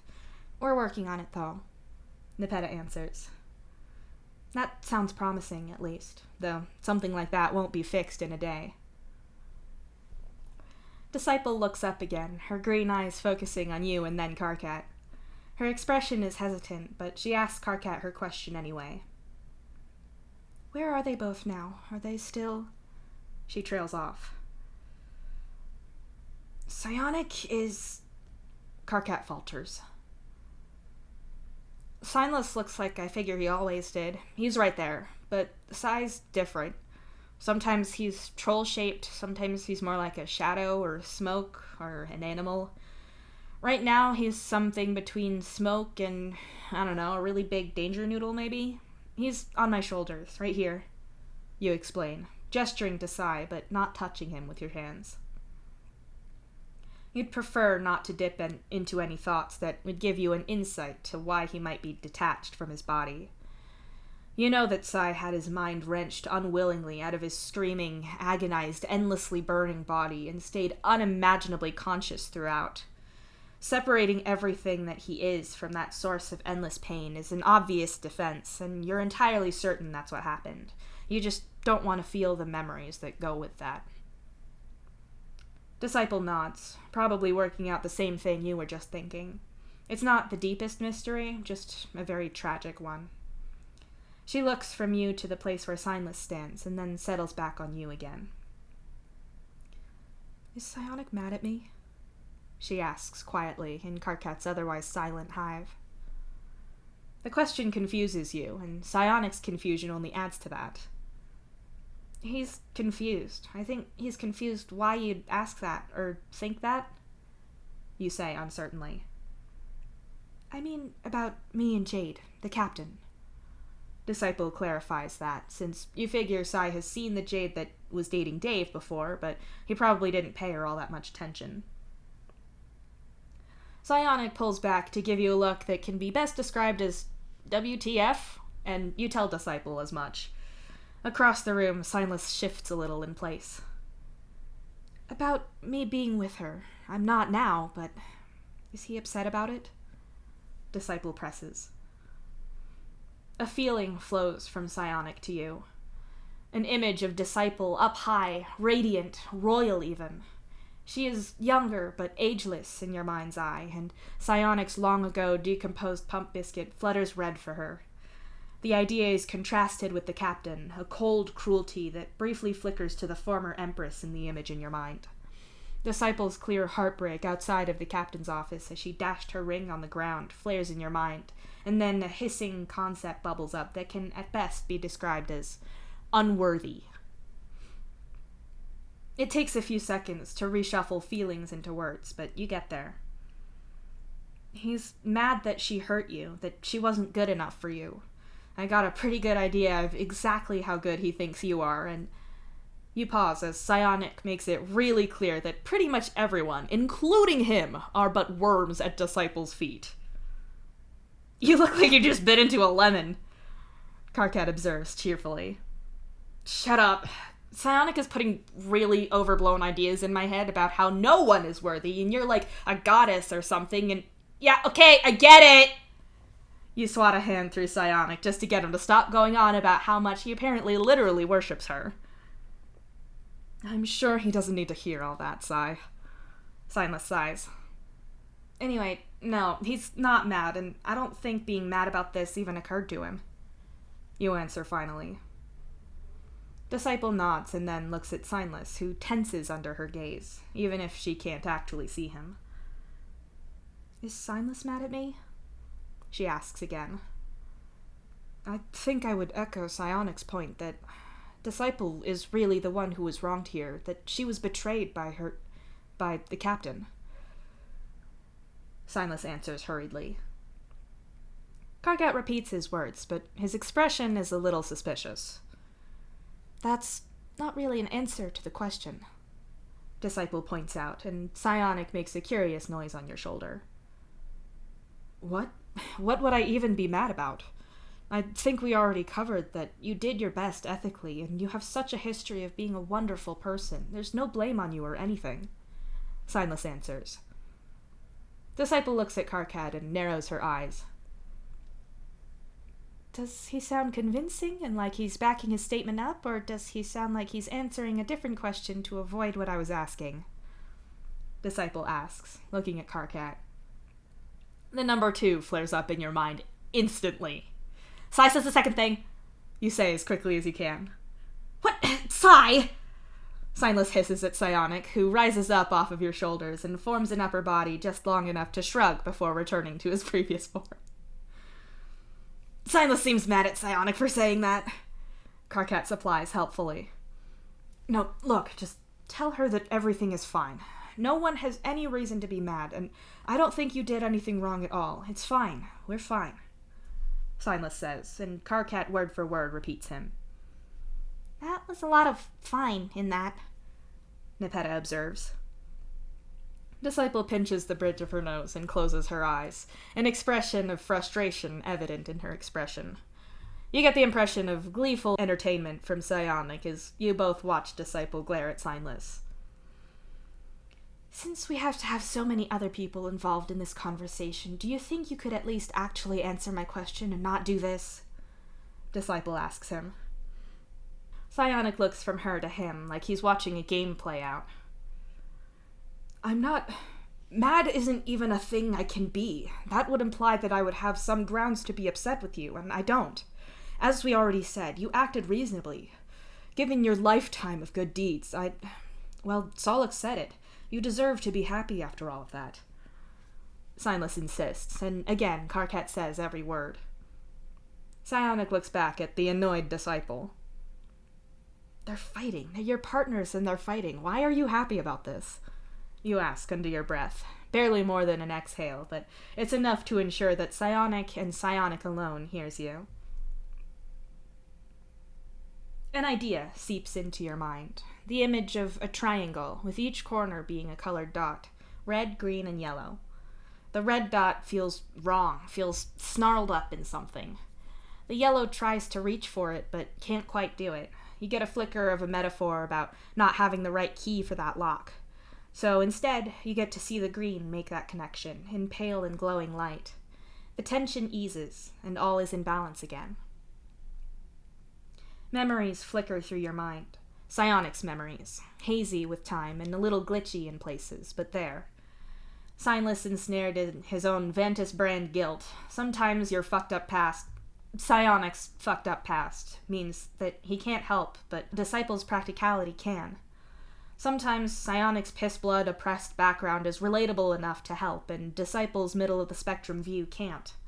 Or there's nights where it's endless, horrifying nightmares, and Signless is too pure, and saying any of it would pollute his perfection.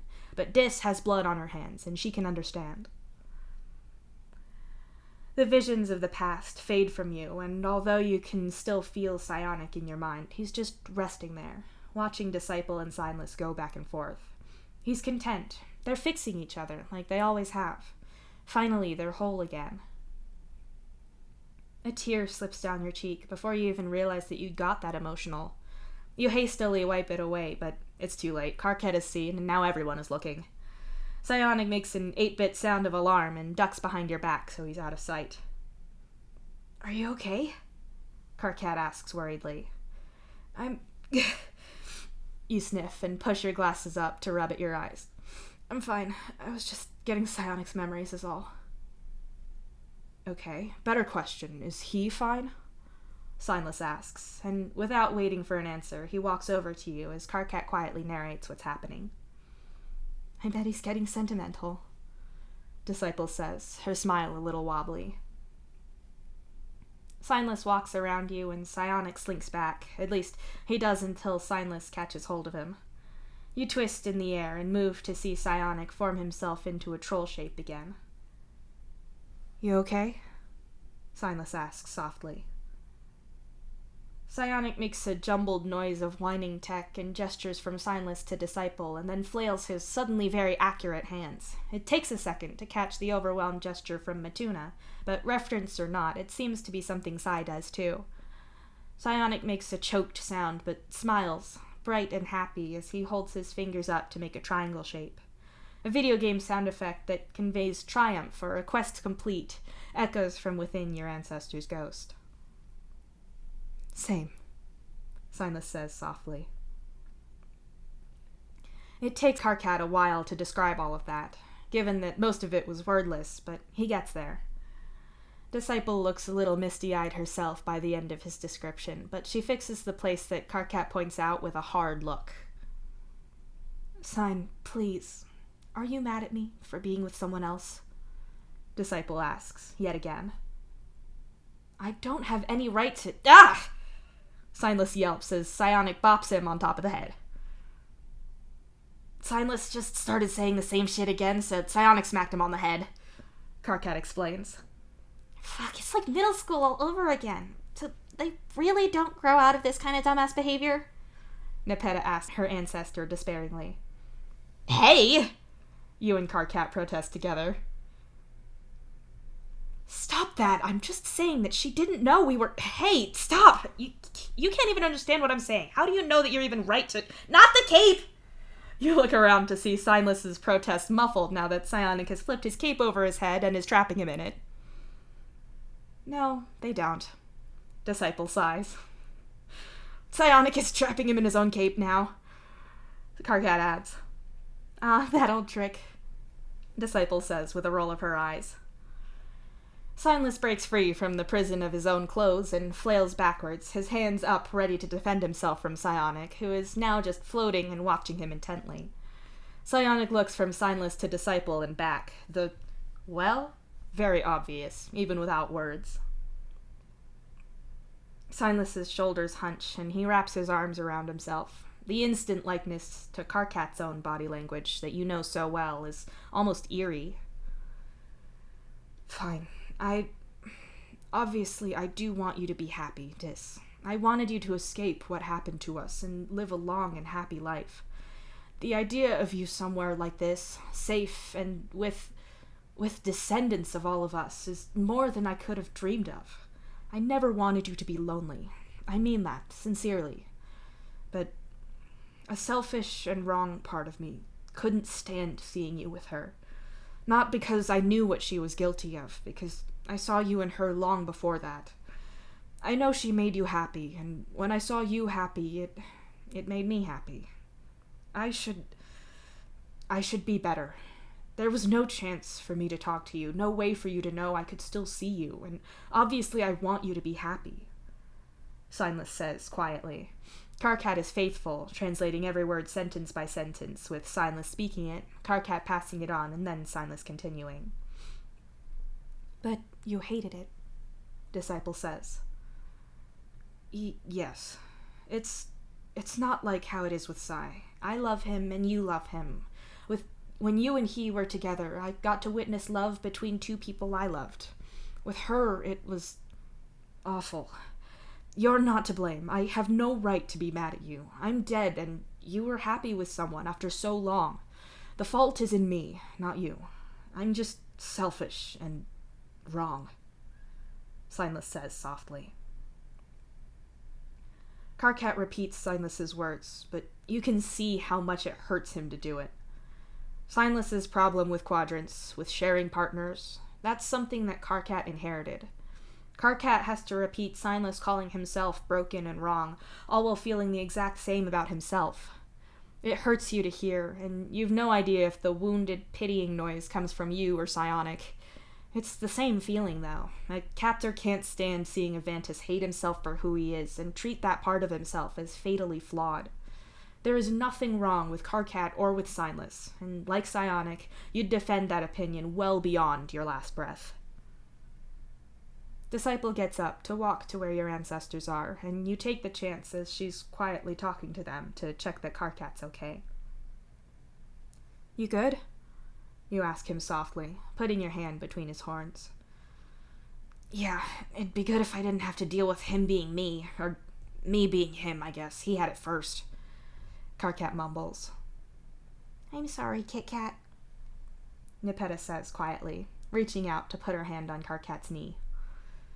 It's been a while since you've heard her call him that, or use anything approaching a cat pun. She's either been too mad, or the situation has been too serious or too professional. The change doesn't go unnoticed by Karkat either, who looks up at her in surprise. I'm sorry, Nep. I fucked everything up, Karkat whispers. No, everything is fucked up, but it's not your fault. You acted like an asshole, and I was wrong. You tried to protect people, and I tried to as well. I'm not sure either of us did great here, Nepeta says softly. I guess. I'm sorry. I hate things being wrong between us. Karkat apologizes. Me too. I'm sorry. Nepeta nods. I, on the other hand, have done nothing wrong ever and am flawless, you say brightly, and then zip backwards in the air to avoid both of them trying to smack you. You end up near Psionic, who echoes your own smug little laugh back at you. Signless shakes his head in fond exasperation. He gets this from you know. Signless sighs. What, being literally the best? Sure, I mean, someone had to carry on after he died, right? You say brightly, and Psionic nods sharply and poses like he's some big hero, only to dissolve into laughter immediately after. Well, not to cut that short, but I think I need to go and think about all this. Process, I guess. Maybe I could write out a message to both of you where you could see it, but that would limit space. Disciple says thoughtfully. Oh, me and Silas have been doing something similar with Cancri. They set a time for Cancri to catch Silas up on something, and then afterwards Silas comes to me and I write a message for him on Trollian. I guess now that I wouldn't have to pretend to have been there myself, since everyone knows about ghosts now, you could just message me and I'd write things out for Silas. Karkat suggests. Same, but I'd been talking to Hal about screwing with your garbage virus to see if we can slap together some version of Trollian that ghosts could access, but that'll take a bit of time to do. You add. Since you have to fix the mess caused by that virus first and do all your balancer training. Nepeta agrees. Right. Also, I don't know how much Sai would be into writing stuff down. Maybe he'd be fine since it's digital and that's more familiar, or maybe you'll just get GIFs. You shrug. That's nothing new. Disciple snorts. The number of important planning messages that we got animated clips of TV shows or movies back from was absurd. Silas sighs. It's interesting that Psionic has very little in the way of facial features in the form he's in now, and yet you can still see very clearly that he is not sorry at all. Not even a little bit. I think taking a little time to decompress is a good thing. Later, I will probably do the same. Silas nods, and you translate that for him just to give Karkat a break. Okay then. It feels weird to be making a plan with the two of you again after all this time. Bittersweet, maybe, but good all the same. Nepeta, can we walk home? I think we should talk. Disciple asks, and Nepeta nods and gets to her feet. Nepeta and Disciple probably have their own issues to work out. Issues that you don't need to be a part of. Questions about accountability and responsibility, being complicit. It's complicated, but needs to be done. You're kind of glad to be out of that, though. You watch them leave and then look at Karkat. You good? You check with him. Yeah. No. I don't know. I'm happy we helped Disciple talk to Silas and Psionic. And I'm happy to help. I am. Karkat directs that last part at your ancestors. It's just a lot. I think I might go shower and, I don't know, stare zombie-like at the wall in there for a while before I go back and deal with Cancri. This is still your hive. You don't have to go anywhere. You point out. Solix, just don't, okay? Karkat says, giving you a hard look. All right, consider the matter unraised. Put it in the ground, even. You say hastily. Thanks, Karkat says gratefully and gets to his feet. I'll go then. You tell him awkwardly, and he nods. You look at the door, hesitate, and then pull Karkat into a hug. Troll me, okay? You say, and feel him nod against your shoulder. You let him go and leave without fussing at him more than you have. You're pretty aware of when you can and when you shouldn't push Karkat. That was definitely a time when you shouldn't push him. You start heading home, only to find that you're being followed. Or, not so much followed. Silas and Psionic are walking/floating on either side of you. You say uncertainly. Don't mind me. I wanted to keep you company, and I get the impression that Karkat doesn't want any company at all. Silas says innocently. You share a look with Psionic. He doesn't look any more convinced than you feel, but you're not sure how Silas escorting you home could be in any way sinister, so you're not going to tell him he can't. You're pretty sure you couldn't actually stop him anyway. Actually, Psi can't understand what Silas is saying, so he must be skeptical about Silas's tone alone. Interesting. It's a free ship, you say, just for something to say. That is the goal, if not the present reality. Silas nods. Depressing, thanks. You snort. Sorry, that wasn't my intention. I did want to thank you for your help earlier. You and Karkat both. I still have some thinking to do about what Disciple said to me, but I do appreciate the help. Ordinarily, I would prefer to not air such private matters in public. Not that it's shameful or anything, but exposing people to things without their consent is wrong. Silas goes on. I agreed, though, you point out. Well, yes, but I hadn't anticipated that it would be quite like that. So you likely couldn't either, so whether that consent was really informed or not was... I digress. Silas cuts himself off with a slightly embarrassed look. It's fine, really. It was nice to see it, actually. Disciple always talked about what you three were like together, but seeing how you work was... It was really good. It clearly works between you three. Most people don't get that lucky. You say quietly.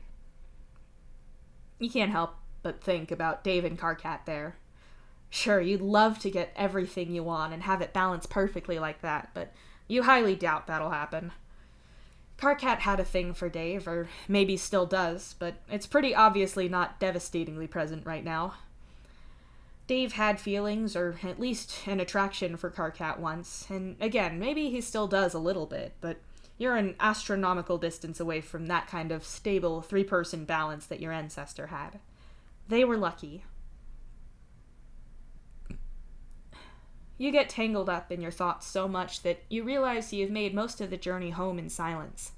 By the time you look around, you see that Psionic and Silas are absorbed in trying to hold hands and walk together seamlessly. Psionic can't quite hold onto the focus of having a hand that articulates and is the right size and shape, and also have legs that work and walk in a normal pace. It's like watching someone try to animate a walk cycle for a game. When you open the door to your hive, it seems to be empty. Dave's shoes aren't near the door, the place is quiet, and there's no conspicuous white bark beast, ? Walking about, being too intelligent for his own good. I'm home, you call out loudly, just in case, but there's no answer. I don't know if you still wanted to ask me questions or whatever, you say to Silas as you walk to your respite block and press the button to open the door. The doors slide open to reveal Bro directly on the other side of it, and you yelp and launch yourself up and away so fast that you actually hit the ceiling. Psionic's troll form collapses into seething black smoke that snarls. Fuck you! You shout at Bro as you drop back to the floor. Psionic moves forward, but is stopped by Silas's outstretched hand. I was actually hoping to speak to him, Solix. If you wouldn't mind interpreting for me one more time tonight, I would be very grateful. Silas says calmly, his hand still barring Psionic from attacking. Bro looks from Psionic, who is restraining himself but clearly pissed off as hell, and back to Silas. He smiles, and the expression is nothing but cruel. I see which one of you's the man in this relationship, then. Bro chuckles. What did he say, please? Silas asks, his head moving in your direction, but he's not taking his eyes off of Bro at all. You don't want to know, you mutter. Please, don't editorialize, Solix. I really need to know what he's saying, and I need him to know exactly what I say. So, please, what did he say? Silas asks again. Fine, I'll tell you what he said, but it's shit. He said that he can see which one of you is the man in this relationship. You tell him, and Bro looks at Silas, clearly waiting for a reaction. Well, yes, me. Psionic is also in an apathetic sort of way, but I think I'm missing some context here. Silas says in bafflement. That's maybe a question you need to ask Psi later, but definitely not in front of Bro. Some humans have a thing about people of the same gender being together, like it's dirty or wrong or whatever. Specifically in this case, Bro hates men being together, and he's implying that you being able to tell Psy not to maul the shit out of this asshole means that you're the one in charge, which somehow makes you the man, and Psy less of a man, because I guess getting fucked by a guy makes you a woman, or less of a man, which is bad for some reason. He's insulting Psy, basically. He's looking down at him because of that. You explain wearily. That is a lot to unpack, Silas says, his eyes wide. Psionic snaps back into troll shape to float on his back, laughing hysterically. He's lucky he doesn't have to breathe, because he absolutely wouldn't have space to do so. He's pointing right at Bro as he does, and evidently Bro doesn't take mockery kindly. To your surprise, Psionic speaks. His words are stitched together from obviously different sources, but he obviously has to say what he says. No wonder! So bitchy. No one railed you! Psionic cackles, pointing at Bro. I can guess what he's saying, Solix. No need to... one moment. Silas cuts himself off to step in Bro's way as he was clearly about to go for Psionic. I want to talk to you before this goes any further. Silas says calmly and motions to you. He says he wants to talk to you before this goes further. You repeat with a sigh. In the background, Psionic is still howling with laughter. Bro says nothing, just stares angrily at Silas. Silas evidently takes this as an invitation to talk, though you doubt it was.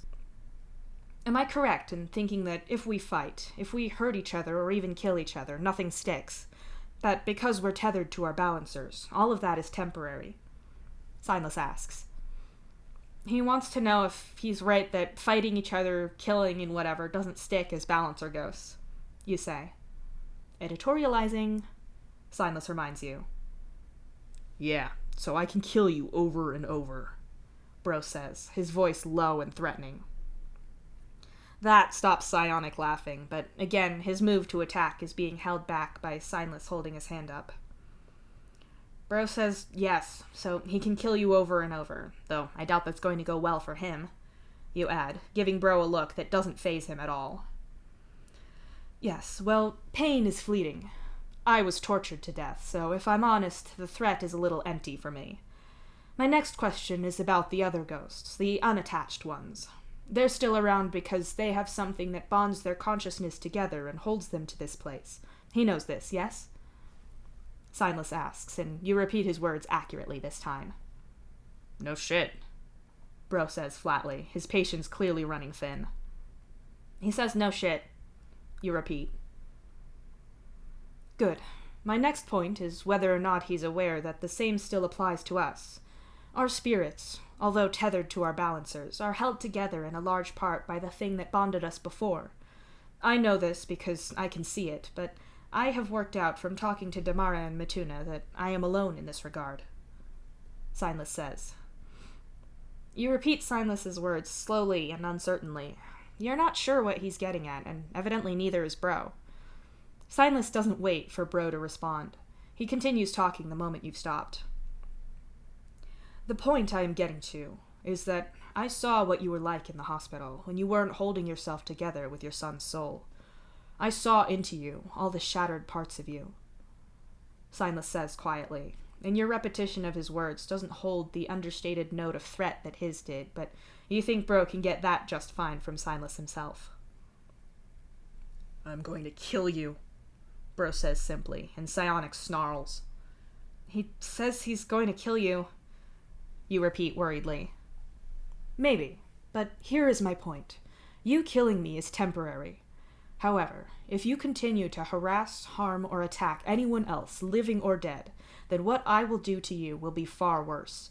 And yes, I am including this little game you're playing now. Silas says, his voice cold. You repeat Silas's words, your blood pressure hammering in your chest with every word you say. When it happens quickly. Bro moves to attack Silas, going right for his head, but Silas is faster. You've seen the ghosts punch through each other's chests before, and this isn't it. As Silas's hand makes contact with Bro, his form starts to shatter. His chest breaks up into spiderwebbed cracks and chunks fracture out into the air. Silas is standing in the threshold to your room with his hand inside Bro's chest, his fist glowing bright inside him. Silas's expression is not angry or gloating, but focused. You aren't holding yourself together so much as you are tearing yourself apart, and I think you need to take a good look at yourself, Silas says calmly. His arm moves slightly, and Bro's fractured body shudders all over. The sound is discordant and harsh, like a wind chime being thrown through a wood chipper as all those shards collide against each other. And then there's a figment, a pale ghost that for a second you clock is Hal, but way younger. No, he can't be dead! Dave! The figment screams, its voice faint like it's underwater. Signless shifts again as Bro's disconnected hands scrabble uselessly at his wrist. Another figment flashes into reality. Mom, wake up! Another older this time, maybe your age and desperate. I don't care what you need me to do. That thing killed my brother. The room is getting overfull of desperate echoes of Bro, all as the literally broken man himself claws at Signless's arm. Ah, there we are. Buried very deep, but still there. Signless says, and one last figment appears. The fuck are you doing? They're your kids! What are you doing? Stop it! What would Dave even... He wouldn't want this! The figment screams at him, and several of the others crack and warp at his yelled words. Words that you realize you're not hearing at all. They're just appearing right in your mind. Signless pulls his hand back, and the figments smash into Bro, who instantly reassembles without so much as a piece out of place. Cause any further harm to anyone, and I will drown you in yourself. I will make you listen to that tiny part of you that still knows this is wrong. Signless says, quietly and ominously. Bro doesn't wait for you to translate. He bolts through the ceiling before you can even open your mouth. You think he got the message just fine without you. I really hate hurting people, but some people just will not listen, and I can't let other people be hurt. Signless says unhappily. What even was that? Did you, find the good in him? You ask in shock. I'm not going to go so far as to say that one part of him that is taking the non-controversial opinion of torturing children is bad, actually, is good. More of a baseline moral standard, but essentially. He's a mess of drives, motivations, and repressed thoughts and memories. They're all a strong enough reason to be here, but they hardly work cohesively. If it wasn't for Dave, he wouldn't be here at all. I just messed with the bits that bond him together, so he had to feel them again. A little bit more of a deterrent than fleeting pain. Signless answers, his gaze still downcast. Hey, if it works, I'm not complaining. He's creepy as hell, and I hate what he does to Dave. You tell him. All the same, I don't feel great about that. I think I'm going to go, but do tell me if he harasses any of you again. Signless says, and drifts through your floor, with Psionic following close behind him. Well, fuck. You breathe out a tense sigh and step into your room, dropping into your desk chair. You close your eyes for a moment, the glow of your screen still reaching you through your shut eyelids. Screen. One of your screens is just as shattered as Bro is. Still, holy shit, that's one hell of a power Signless has there. You just hope it works.